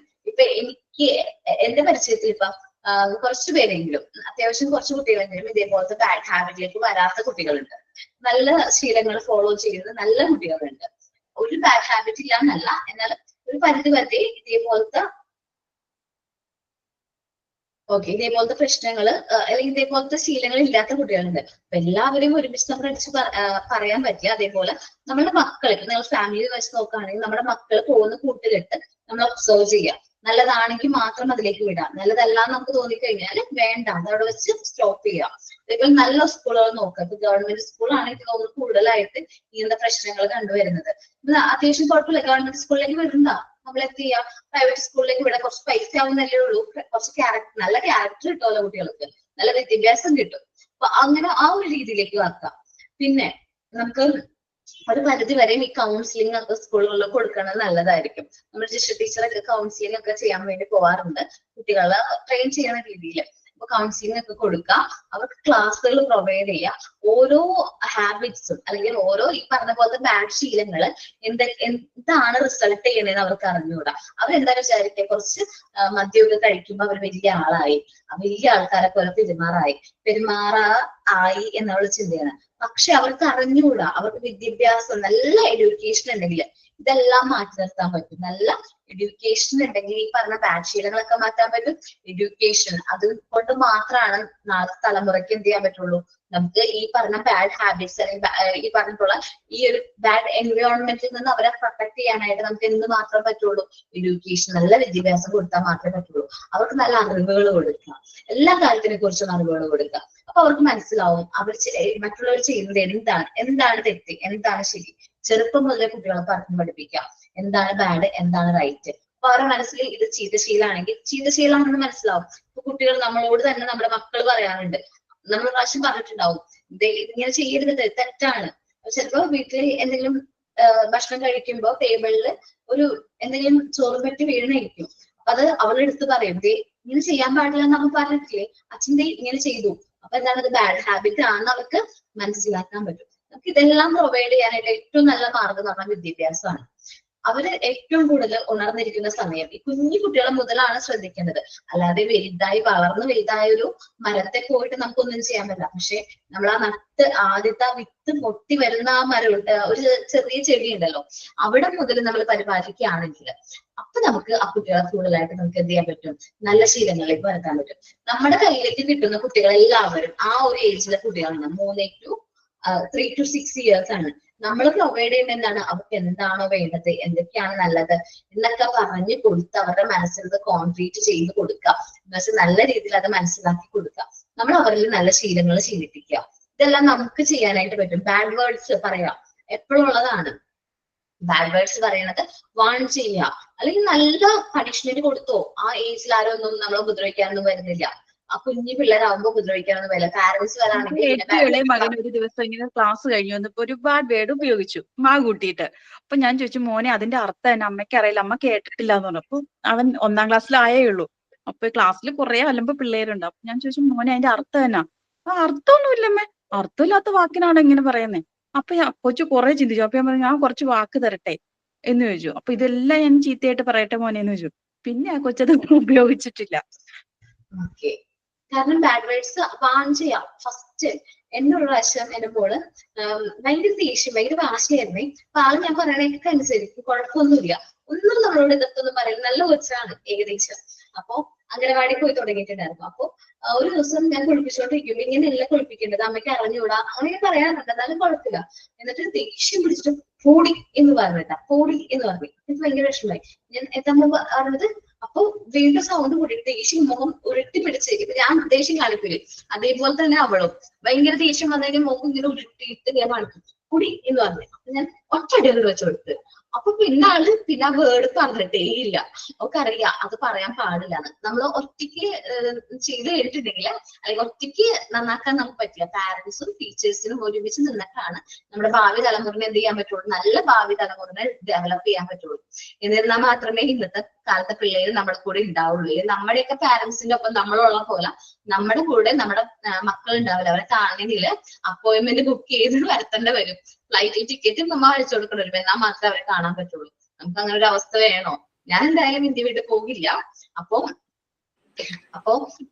മിക്കവാറും മക്കളൊക്കെ ചിലപ്പോൾ പഠിച്ച് പുറത്തേക്കൊക്കെ പോവാണെങ്കിൽ അവര് പോകുമ്പോ നമുക്ക് എന്ത് ചെയ്യാം, അവര് ചിലപ്പോ നമ്മള് ഓൾഡ് ഏജ് ആയിരിക്കുന്ന സമയത്ത്, നമ്മുടെ വയസ്സായ സമയത്ത് നമ്മുടെ മക്കൾ നമ്മുടെ കൂടെ ഉണ്ടാവണം നമ്മൾ എല്ലാവരും ആഗ്രഹിക്കില്ലേ. നമുക്ക് ഏറ്റവും കൂടുതൽ വേണ്ട സമയമുള്ളത്. അപ്പൊ അവർക്ക് നമ്മള് കെയർ കൊടുക്കുക. നമ്മൾ എന്താണോ ഞാൻ പറഞ്ഞ പോലെ അടിച്ചു എന്ന് പറഞ്ഞത് എനിക്ക് വിഷമമായി. പിന്നെ ഞാൻ സോറി ഒക്കെ പറഞ്ഞിട്ടാ, കുഞ്ഞു കൊച്ചല്ലേ ബാഡ് വേർഡ്സ് പറയൂലേ, അമ്മമാരെ മനസ്സിലാക്കണ്ട. അപ്പൊ അമ്മ നടന്നുകൂടാണ്ടാണ്, അമ്മ എന്താ തല്ലിന്നൊക്കെ പറഞ്ഞ് ഞാൻ എന്നെ തന്നെ ചീത്തയൊക്കെ പറഞ്ഞപ്പോ ആള് വന്ന് കൂടി. അപ്പൊ അങ്ങനെ അധികം ഞാൻ ചീത്തയൊന്നും പറയാറില്ല. പക്ഷെ എനിക്ക് ഭയങ്കരമായിട്ട് വിഷമമായി. പെട്ടെന്ന് അങ്ങനെ പറഞ്ഞപ്പോ ഞാൻ ഭയങ്കരമായിട്ട് വിഷമിച്ചു പോയി. അപ്പൊ ഞാൻ എന്താ പറഞ്ഞത്, അപ്പൊ നമ്മളെ മക്കളോട് എങ്ങനെയാണോ പെരുമാറുന്നത് അതനുസരിച്ചായിരിക്കും എങ്ങനെ മക്കൾ നമ്മളോട് അവര് മുതിർന്നു കഴിയുമ്പോൾ പെരുമാറും. നമ്മൾ നല്ല രീതിയിൽ കെയറും സ്നേഹവും വാത്സല്യം ഒക്കെ കൊടുത്താണ് വളർത്തണമെങ്കിൽ മക്കളും അതേ രീതിയിലായിരിക്കും നമുക്ക് എന്ത് ചെയ്യുന്നത്, തിരിച്ചു തരുന്നത്. അവർക്ക് മനസ്സിലാക്കി കൊടുക്കണം എന്തൊക്കെയാണ്. ഒരു കാര്യം കൂടി പറഞ്ഞോട്ടെ, കോമഡിയാണ്, എല്ലാവരും ചിരിക്കും, ഹാപ്പി ആയിട്ടിരിക്കുക. എന്താന്ന് വെച്ചാല് എന്റെ ഇളയ മകൻ ഒരു 5 വയസ്സില്ല, 4-4.5 വയസ്സുള്ള കൊറോണ ടൈമിലാണ്. ആ ടൈമിൽ ഞങ്ങൾ ഇങ്ങനെ വെറുതെ ഇരുന്ന് മുറ്റത്തിരുന്ന് വർത്താനം പറഞ്ഞുകൊണ്ടിരിക്കുക. അപ്പൊ മുറ്റത്തൂടെ എനിക്ക് പെൺപിള്ളേരെ ഭയങ്കര ഇഷ്ടമാണ്. എന്റെ മൂത്തത് മോളാണ് കേട്ടോ. അപ്പൊ ഇങ്ങനെ വർത്താനം പറഞ്ഞുകൊണ്ടിരുന്നപ്പോ മൂത്തവനോട് ഞാൻ ചോദിച്ചു, അവനും ഇതേ പ്രായമുള്ള സമയത്ത് ഞാൻ ചോദിച്ചിട്ടുണ്ട്, നീ കല്യാണം കഴിക്കണതിനെ കുറിച്ച് അവൻ എന്റെ അടുത്ത് പറഞ്ഞു. മോൻ എന്തിനാ കല്യാണം കഴിക്കണേന്ന് ചോദിച്ചു കഴിഞ്ഞപ്പോ, എനിക്ക് വലിയ വണ്ടി വാങ്ങിക്കാനാണ് അമ്മ, LKG സ്റ്റുഡന്റ് ആണ് അന്നേരം എന്ന് മൂത്തവൻ പറഞ്ഞു. അതേ LKG സ്റ്റുഡന്റ് ആയിട്ടുള്ള എന്റെ മോൻ ഇളയാളോട് ഞാനിങ്ങനെ അതേക്കുറിച്ച് ചുമ്മാ ചോദിച്ചു കഴിഞ്ഞപ്പോ അവൻ പറയാം, കല്യാണം കഴിക്കണത് എനിക്ക് കുഞ്ഞുണ്ടാവണം. എന്ത് കുട്ടി? പെൺകുട്ടി. എന്നിട്ട് വെള്ള പെറ്റിക്കോട്ട് ഇടിയിപ്പിച്ച് അമ്മയ്ക്ക് തന്നിട്ട് ഞാൻ വിദേശത്ത് പോകുന്നു. മനസ്സിലായോ? ഇന്നത്തെ ഒന്ന് ആലോചിച്ച് നമ്മുടെയൊക്കെ അടുത്തുള്ള കുട്ടികളൊന്നും എന്റെ വീട്ടിനകത്ത് ഒരേ പ്രായത്തിലുള്ള 2 മക്കളുടെ ആൻസറിലുള്ള വ്യത്യാസം കണ്ട, അതാണ് നമ്മുടെ നാടിന്റെ വ്യത്യാസങ്ങൾ. കാലഘട്ടങ്ങളിൽ വ്യത്യാസമുണ്ടാ, കാലഘട്ടങ്ങളിൽ വ്യത്യാസമുണ്ട്. മൂത്ത ആൾ കുറച്ചുകൂടി മെച്ചുവേർഡ്, കുറച്ചുകൂടി ഇപ്പൊ എന്താണെന്നറിയോ, സത്യം പറഞ്ഞാൽ നമ്മളാണ് ബാക്കിലോട്ട്, കുട്ടികളെല്ലാം മുന്നോട്ടാണ്. ഇപ്പോ 8th ഞാൻ ബയോളജി പഠിപ്പിക്കുന്നുണ്ട് കേട്ടോ. നിങ്ങളെല്ലാരും കുഴപ്പമില്ല. അവിടെ ഹ്യൂമൻ റീപ്രൊഡക്ഷന്റെ പാഠം എത്താൻ വേണ്ടി എന്റെ പടച്ചോനെ പിള്ളേരുടെ ഒരു ധൃതി. ടീച്ചറെ ആ പാഠം എടുക്കുന്നില്ലേ മിസ്സേ, ആ പാഠം എപ്പോഴാ? ഞാൻ പറഞ്ഞു മക്കളെ ഞാൻ എടുക്കാം മിസ്സേ, ഞാനത് എടുക്കാം. ഈ മൊബൈൽ ഫോൺ ഉണ്ടല്ലോ, ഒരു സത്യം കേട്ടോ, ഞാൻ എന്റെ കൈയും കാലും ഞാൻ വിറച്ചൊരവസ്ഥ ഇതുണ്ടായിട്ടില്ല. പിള്ളേര് ചോദിക്കുക ഈ മെയിൽ ഗാമേറ്റിന്റെ കാര്യം, ഇത് എങ്ങനെയാ മിസ്സേ അപ്പുറത്ത് എത്തുന്നത്? ഞാൻ എന്ത് പറയും മിസ്സേ, എനിക്ക് എന്ത് ദൈവം, ഞാൻ ഒരുമാതിരി അല്ല, ഞാൻ എന്ത് ചെയ്യും? അപ്പോ ഇവർക്ക് അറിയാം, സംഭവം അറിയാം, അറിഞ്ഞ് ചോദിക്കുകയാണ്. മൊബൈലിൽ കൂടെയുള്ള കഴിവ്, ഈ TV, സത്യം കുട്ടികളുടെ ഭയങ്കര ഫോർവേഡാണ്. അപ്പൊ ഒരാള് പറയാം, നിനക്ക് അറിയത്തില്ലേടി, ഞാൻ പറഞ്ഞുതരാം, ഇന്റർവെൽ ആവട്ടെ. എന്തൊരു താല്പര്യം ആ ഒരു മീൻസ് ആ സബ്ജക്റ്റിനോട് ഇപ്പൊ അവരുടെ ഫേവറേറ്റ് ബയോളജി അതുകൊണ്ട്. അപ്പൊ ടീച്ചേഴ്സ് ഒക്കെ കളിയാക്കുകയും ചെയ്യും. പക്ഷെ ഇവർക്ക് ഇതൊരു ഭയങ്കര, അവർക്ക് അറിയില്ല അതിന്റെ സീരിയസ്നെസ്. കാരണം മൊബൈൽ തുറക്കുമ്പോൾ കുട്ടികൾ കാണുന്നത് ഇതാണ് മിസ്സേ. ഇൻസ്റ്റ ഒന്ന് വെറുതെ എടുത്താൽ നമുക്ക് തന്നെ വരില്ലേ വീഡിയോസ് ഒന്നും തുറന്നു നോക്കണം. എന്റെ പൊന്നോ, ഇൻസ്റ്റയെ കളയാൻ തോന്നും. അപ്പൊ ഇമാതിരിയുള്ള കുട്ടികൾക്കെല്ലാം ഇൻസ്റ്റ ഉണ്ട്. പിന്നെ അവസാനം ഇപ്പോ മിസ് പറഞ്ഞില്ലേ പേരൻസ് സപ്പോർട്ട് ചെയ്യും. ചില പേരൻസ് അങ്ങനെയും ഉണ്ട്. കുട്ടികളെ ഒന്നും പറയരുത്, അവരുള്ളത് പഠിച്ചാൽ മതി എന്ന് പറയുന്ന ടീം അവിടെയും ഉണ്ട് മിസ്. അങ്ങനെയൊക്കെ അവരുടെ ആ ഒരു സപ്പോർട്ടാണ് ചില കുട്ടികളെ ഇല്ലാതാക്കുന്നത്. പിന്നെ മിസ് പറഞ്ഞ പോലെ നമ്മൾ ക്ലാസ്സിൽ ഇരുന്ന് അവരോട് നേരത്തെ കല്യാണം കഴിക്കണം. ഈ +2 കഴിയുമ്പോൾ ഈ മുസ്ലിംസിനെ ചിലവരെയൊക്കെ നേരത്തെ കെട്ടിച്ചു വിടുമല്ലോ. അപ്പൊ ഈ ഒരു സിസ്റ്റം ഒക്കെ ഉള്ളതുകൊണ്ട് പിള്ളേർ പറയുന്ന ഞങ്ങൾ തോറ്റാലും കുഴപ്പമില്ല, അടുത്ത പ്രാവശ്യം കെട്ടിച്ചു വിടും. ഇവരുടെ വിചാരം കല്യാണ ലൈഫ് എന്ന് പറയുന്ന ഭയങ്കര എന്തോ ഒരു ഭയങ്കര സംഭവമാണെന്നുള്ളൊരു രഹസ്യത്തിലാണ് ഇവർ ഇരിക്കുന്നത്. പേരൻസ് ആ ഒരു അവയർനെസ് ഒന്നും കൊടുക്കുന്നുണ്ടാവില്ല. അപ്പൊ നമ്മള് ക്ലാസ്സിൽ എല്ലാവരും ഇതേപോലെ മീറ്റിംഗ് ഒക്കെ വെക്കുമ്പോൾ ഇതേപോലെ കുട്ടികൾക്ക് ക്ലാസ് കൊടുക്കും. അതല്ലേ നമ്മളെ കൊണ്ട് പറ്റും. ഈ പറഞ്ഞ പോലെ പേരൻസ് സ്ട്രോങ് അല്ലെങ്കിലും ഒരു ഭയങ്കര പ്രശ്നമാണ് മിസ്. ആ കാര്യം ഭയങ്കര പ്രോബ്ലം ആണ്. അപ്പൊ കുട്ടികളിൽ ഇതൊരു സത്യം പറഞ്ഞ ഒരു ഈ ഫോൺ യൂസ്, അതേപോലെ TV. എന്റെ അനുഭവമാണ്. എന്റെ മോൻ കയ്യിലിരിക്കുന്ന ഒരു സ്റ്റിക്ക് എടുത്തു വെച്ചിട്ടുണ്ടല്ലോ, സിഗരറ്റ് വലിക്കുന്ന കാണിക്കുന്നു. 3.5 വയസ്സുള്ള കുട്ടി. ഞാൻ അന്തം വിട്ടുപോയി. ഇത് എവിടെന്ന് പഠിച്ചെന്നാ വീട്ടിൽ ആരും, പാപ്പാവട്ടെ ബ്രദർ ഗൾഫിലാണ്, ഇക്കായും പുറത്താണ്, എവിടെയും കണ്ടിട്ടില്ല കേട്ടോ. TVന്ന് പഠിച്ചത് സിനിമ, മോഹൻലാൽ എന്ന കോമഡിയാണ്. മദ്യപാനം ആരോഗ്യത്തിന് ഹാനികരം, ഇതാണ് താഴെ എഴുതുന്നത്. തൊട്ട് മുകളിൽ എന്താ, ഫ്രണ്ട്സ് കള്ളു കുടിക്കുന്നു, സിഗരറ്റ് വലിക്കുന്നു, ഇത് തന്നെയാണ് പ്രൊമോട്ട് ചെയ്തുകൊണ്ടിരിക്കുന്നത്. അപ്പൊ കുട്ടികൾ നോക്കുമ്പോ ഇതാണ് സംഭവം, ഇന്നത്തെ ലോകം. ഇത് കണ്ട് അവർ മനസ്സിലാക്കി പഠിക്കുകയാണ് മിസ്. അപ്പൊ എല്ലാത്തിലും മാറ്റം കൊണ്ടുവന്നാലേ സത്യം നമ്മുടെ മക്കളെ നമുക്ക് രക്ഷപ്പെടുത്താൻ പറ്റും. നമ്മുടെ ഇവിടെ അംഗൻവാടിയിൽ പോലും ഞാൻ എൻ്റെ മോനെ വിട്ടില്ല മിസ്സേ. കാരണം എന്താണെന്നറിയോ, നമ്മുടെ തൊട്ടപ്പുറത്ത് പിള്ളേരെ ഭയങ്കരമായിട്ട് പീഡനം ഉപദ്രവിക്കുന്നു ആ ടീച്ചർ. കേസെടുത്തു അവരുടെ പേര്. പക്ഷെ അവരിപ്പോഴും ജോലി ചെയ്തുകൊണ്ടിരിക്കുകയാണ്. കുട്ടികളെ ഭയങ്കരമായിട്ട് അടിച്ചത്, നമ്മൾ പൊന്നേ കരളേന്ന് പറഞ്ഞ് നോക്കി വിട്ടിട്ട് അവരവിടെ കസേരയിൽ നിന്ന് താഴെ ഇരുന്നേണ്ട എണീപ്പിച്ച് നിർത്തുക, അടി കൊടുക്കുക, അവര് ഭയങ്കരമായിട്ടുള്ള പീഡനങ്ങൾ. അങ്ങനെ ഞാനും ഹസ്ബൻഡും കൂടി തീരുമാനം എടുത്തു. പ്രീ പ്രൈമറി ഇക്കയും പറഞ്ഞു, നീ മോണ്ടിസോറി അല്ലേ പഠിക്കുന്നത്, നീ പഠിപ്പിച്ചാൽ മതി, പ്രീ പ്രൈമറി നീ കൊടുക്ക്. അപ്പൊ ഞാൻ പറഞ്ഞു അൽഹംദുലില്ലാ ഞാൻ കൊടുത്തോളാം, എനിക്ക് കോൺഫിഡൻസ് ഉണ്ട്, ഞാൻ തന്നെ ഇപ്പൊ എവിടെയും വിടണ്ട, 3.5 കഴിയട്ടെ. ഞാനപ്പോ ഒന്നും കൂടെ ഹസ്ബൻഡിനോട് ചോദിച്ചു, ഇക്ക എന്നാലും നമ്മുടെ കൊച്ചിനെ നോക്കാൻ പറ്റുമോ ഇല്ലയോ എന്നാണ് പിന്നെ അടുത്ത ചോദ്യം വന്നത്. നിനക്ക് എന്റെ മോനെ നോക്കാൻ പറ്റുമോ? വീട്ടിൽ ഇരുന്ന് നല്ല ഇത് പഠിച്ച് റൈംസ് ഒക്കെ അത്യാവശ്യം പഠിപ്പിച്ച് അവനെ എഴുതിപ്പിച്ചിട്ടുണ്ട് നേരത്തെ. അങ്ങനെ കൊടുത്തിട്ട് അവനൊരു കുറച്ചും കൂടെ ആവട്ടെ, 3.5 കഴിഞ്ഞ് സ്കൂളിൽ എടുത്തില്ലെങ്കിൽ എന്നാലും കുഴപ്പമില്ലെന്നാ പറയുന്നത്.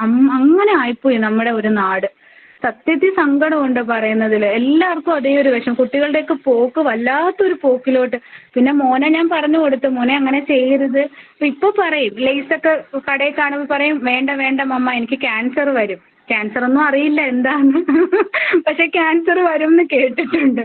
അങ്ങനെയൊക്കെ ഒരു തഞ്ചത്തിൽ നിർത്തിയിരിക്കുകയാണ്. എന്ത് ചെയ്യുമെന്ന് നമ്മളിപ്പോ ഈ പറഞ്ഞില്ലേ, തമന്ന പറഞ്ഞ പോലെ മാർക്കോ എന്നൊക്കെ പറയുന്ന സിനിമ ഭയങ്കര വയലൻസ് ആയിട്ടുള്ള സിനിമയാണ്. അത് 18 വയസ്സിന് താഴത്തോട്ടുള്ള കുട്ടികൾ കാണരുതെന്ന് വരെ നമ്മുടെ ഗവൺമെന്റ് പറഞ്ഞിട്ട് പോലും ഓൾമോസ്റ്റ് ഒരു 90% പിള്ളേരെല്ലാം അത് കണ്ടിട്ടുണ്ട്. ഇപ്പോ അതിലൊക്കെ മിക്കതും പ്രൊമോട്ട് ചെയ്യുന്ന MDMA, കഞ്ചാവ് അങ്ങനെ അടിച്ചിട്ടുണ്ടെങ്കിൽ നമുക്ക് ഭയങ്കര ശക്തി വരും, നമ്മൾ ഭയങ്കരമായിട്ട് ഇടിക്കും. മാർക്കോലൊക്കെ ഫിലിമില് ഇപ്പൊ ഉണ്ണിമുഖൻ അങ്ങനെയുള്ള ഫിലിം ആക്ടേഴ്സ് ഒക്കെ എല്ലാവരും പ്രൊമോട്ട് ചെയ്യുന്ന ഉണ്ണിമുഖന്റെ ലൈഫ്, ഒറിജിനൽ ലൈഫ് ഒന്ന് കാണിച്ചു നോക്കി. അതേപോലെയാണ് നടക്കുന്നത്. ഉണ്ണിമുഖൻ കണ്ടത് ഇത്രയും വലിയ സ്റ്റാറായി, അത് അതിന്റെ പാഷനാണ്, അത് അഭിനയമാണ്.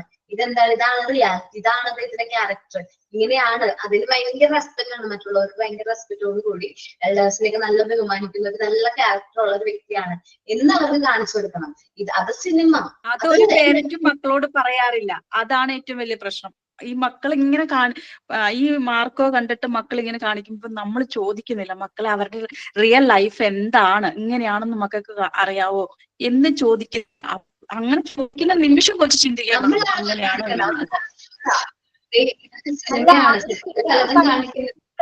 ഉള്ള ഇന്റർവ്യൂ അങ്ങനെയുള്ള സംഭവങ്ങളിലൊക്കെ അവര് തന്നെ പറയണം, ഇങ്ങനെ ഞാനിത് ചെയ്തത് ഒരു ഫിലിമിന് വേണ്ടി മാത്രമാണ്, അല്ലാതെ നമ്മൾ എത്ര പറഞ്ഞു കൊടുത്താലും അവർക്ക് മനസ്സിലാവാൻ പോകുന്നില്ല. അത് എന്റെ ഒരു കൺസെപ്റ്റ് തന്നെയാണ്. ഇപ്പൊ നമ്മൾ ഒരു ഫിലിം വിജയിച്ച് കഴിഞ്ഞിട്ടുണ്ടെങ്കിൽ അതിന്റെ എല്ലാ ആക്ടേഴ്സും എല്ലാവരും വന്നിട്ട് ഒരു ഇന്റർവ്യൂ കാര്യങ്ങളൊക്കെ ഉണ്ടല്ലോ. അപ്പൊ അതിൽ ഞങ്ങൾ ഒരിക്കലും ഇങ്ങനെയുള്ള സംഭവങ്ങൾ പ്രൊമോട്ട് ചെയ്യുന്നില്ല എന്നും നമ്മൾ ആ ഫിലിമിൽ എഴുതി കാണിക്കുക, ഇത് അനുകരിക്കരുത്, ഇത് അപകടമാണെന്നൊക്കെ എഴുതി കാണിക്കുന്നുണ്ടെങ്കിൽ കുട്ടികൾക്ക് അതറിയില്ലല്ലോ. അപ്പൊ ഈ ഫിലിം ആക്ടേഴ്സ് തന്നെ ഈ സംഭവങ്ങൾ ഇത് ഞങ്ങൾ വെറുതെ ഒരു അഭിനയത്തിന് വേണ്ടി ചെയ്യുന്നതാണ് എന്നുള്ളത് മറ്റുള്ളവരെ ഒന്ന് ബോധ്യപ്പെടുത്തുന്ന രീതിയിൽ സംസാരിക്കും. ഇത് അവരത് അതിനും തയ്യാറാതില്ല. അവർക്ക് കാശ് മതി. അവരാ ഫിലിമിൽ എന്തൊക്കെ വയലൻസ് കാണിച്ചു കൂട്ടുന്ന, കുട്ടീനെയൊക്കെ വയറ്റിന്ന് വലിച്ചൊക്കെ എടുക്കുന്നു, അങ്ങനെയൊക്കെയുള്ള സംഭവങ്ങൾ, അതൊക്കെയാണ് ഈ പിള്ളേര് കാണുന്നത്. ഭീഷ്മപർവം എന്ന് പറഞ്ഞ സിനിമയിലെ MDM വെറുതെ ഇങ്ങനെ കൊടുക്കുന്ന പോലെ അങ്ങനെ എത്ര ഫിലിമുകൾ ഈ കഞ്ചാവ്, മയക്കുമരുന്ന്, അങ്ങനെയുള്ള സംഭവങ്ങൾ, ലഹരി, സെക്സുവൽ ആയിട്ടുള്ള എന്തൊക്കെ സിനിമകളുണ്ട് ഇപ്പോ. നിങ്ങളൊന്ന് ആലോചിച്ചൊക്കെ ഇന്നത്തെ സിനിമകളൊക്കെ വളരെ മോശമാണ്. ഞാൻ പറയണം വിചാരിച്ചതല്ല, പക്ഷെ നമ്മളുടെയൊക്കെ ചെറുപ്പത്തിൽ നമ്മ കണ്ട സിനിമകളൊക്കെ എനിക്ക് ഭയങ്കര ഇഷ്ടമുള്ളതാ. ഇതില്ലേ എന്താണ് ഒരു തട്ടാന്റെ ഒക്കെ സിനിമയില്ലേ, എനിക്ക് തോന്നുന്നു ഇപ്പൊ നമ്മുടെ ഫിലിം ഇൻഡസ്ട്രിയില് വളരെ പൊന്മുട്ടി ഇടുന്ന താറാവിന്റെ ഓക്കെ. ഇപ്പോഴത്തെ സിനിമകളില് ഭയങ്കര കൽബൊക്കെ മോശമാണ്. എനിക്ക് അതൊന്നും മാത്രമേ ഉള്ളൂ എല്ലാ സിനിമയും. കണ്ടന്റിന് ഭയങ്കര ദാരിദ്ര്യമുള്ളത്. അപ്പൊ ഒരു ഡയറക്ടർ പറഞ്ഞു കണ്ടന്റുകൾ സിനിമയിൽ കണ്ടന്റ് ഒന്നും ഇല്ലാത്ത ആൾക്കാരാണ് ഈ വയലൻസ്, അതേപോലെ ഡ്രഗ്സ്, അല്ലെങ്കിൽ പിന്നെ ഇതെല്ലാരും ഇൻക്ലൂഡ് ചെയ്യുന്നത് കണ്ടന്റ്. അപ്പൊ ക്രിയേഷൻ ഇല്ലാത്തതുകൊണ്ടാണ്. ഇത് കാണാൻ വേണ്ടിയിട്ട് ഇന്നത്തെ തലമുറയിലെ ആൾക്കാര് പൊട്ടന്മാര് പൈസയും കൊടുത്ത് പോവാ.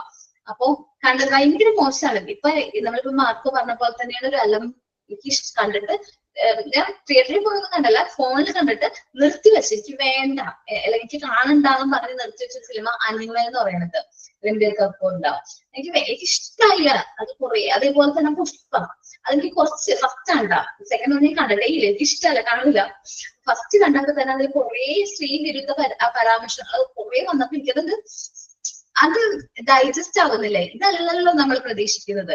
നമ്മൾ അല്ലു അർജുൻ എന്നൊക്കെ പറയുമ്പോൾ പഴയ സിനിമകളല്ലേ, നമുക്ക് അത്രയും നല്ലൊരു എക്സ്പീരിയൻസ് കിട്ടിയൊരു ഫിലിമുകൾ. മുമ്പത്തെ ഫിലിമൊക്കെ നമ്മൾ നോക്കി ആലോചിച്ച് ആര്യായിട്ട് വെക്കുക, അതൊക്കെ നമുക്ക് എനിക്ക് ഇഷ്ടമായിരുന്നു കേട്ടോ. അതൊക്കെ വെച്ചിട്ട് ഈ ഒരു ഫിലിം വെച്ച് കമ്പയർ ചെയ്യുമ്പോൾ ഒട്ടും പറ്റുന്നില്ല. ഇന്നത്തെ ഫിലിംസ് കൊള്ളില്ല, കാണാനായിട്ട് ഒട്ടും നല്ലതല്ല. അപ്പൊ കുട്ടികളെ നമ്മൾ മാക്സിമം ആ ഒരു ഇതിൽ നിന്ന്, ആ ഒരു ഫ്രെയിമിൽ നിന്ന് മാറ്റിയാണ് നല്ലത്. അപ്പൊ അവർ കാണേണ്ട സിനിമകൾ ഏത്, കാണണ്ടാത്ത ഏതൊക്കെയാണ് നമ്മൾ തന്നെ ഒബ്സർവ് ചെയ്യുക. കുട്ടികളെ കൊണ്ട് ഫോണിൽ പോയി കാണുന്നതിനേക്കാൾ മുമ്പ് നമ്മൾ പോയി ഒന്ന് കണ്ടു നോക്കാം. നല്ലതാണെങ്കിൽ മാത്രം മക്കളെ വിടാം. അങ്ങനെയൊക്കെ ചെയ്ത് കുറച്ച് നമുക്ക് അത് സേവ് ചെയ്യാനായിട്ട് പറ്റും. നമ്മുടെ ടൈം കഴിഞ്ഞിട്ടുണ്ട്. സോ ഞാൻ ക്ലാസ് വൈൻഡപ്പ് ചെയ്യാണ്. ഓക്കെ, നല്ലതാടാ. ഓക്കെ, അപ്പോ സൈൻ ഔട്ട് ആരാ പറയുന്നേ? സൈൻ ഔട്ട് ആരാ പറയുന്നേ? ഞാൻ പറയാം മാം. ഓക്കെ, പറഞ്ഞോ.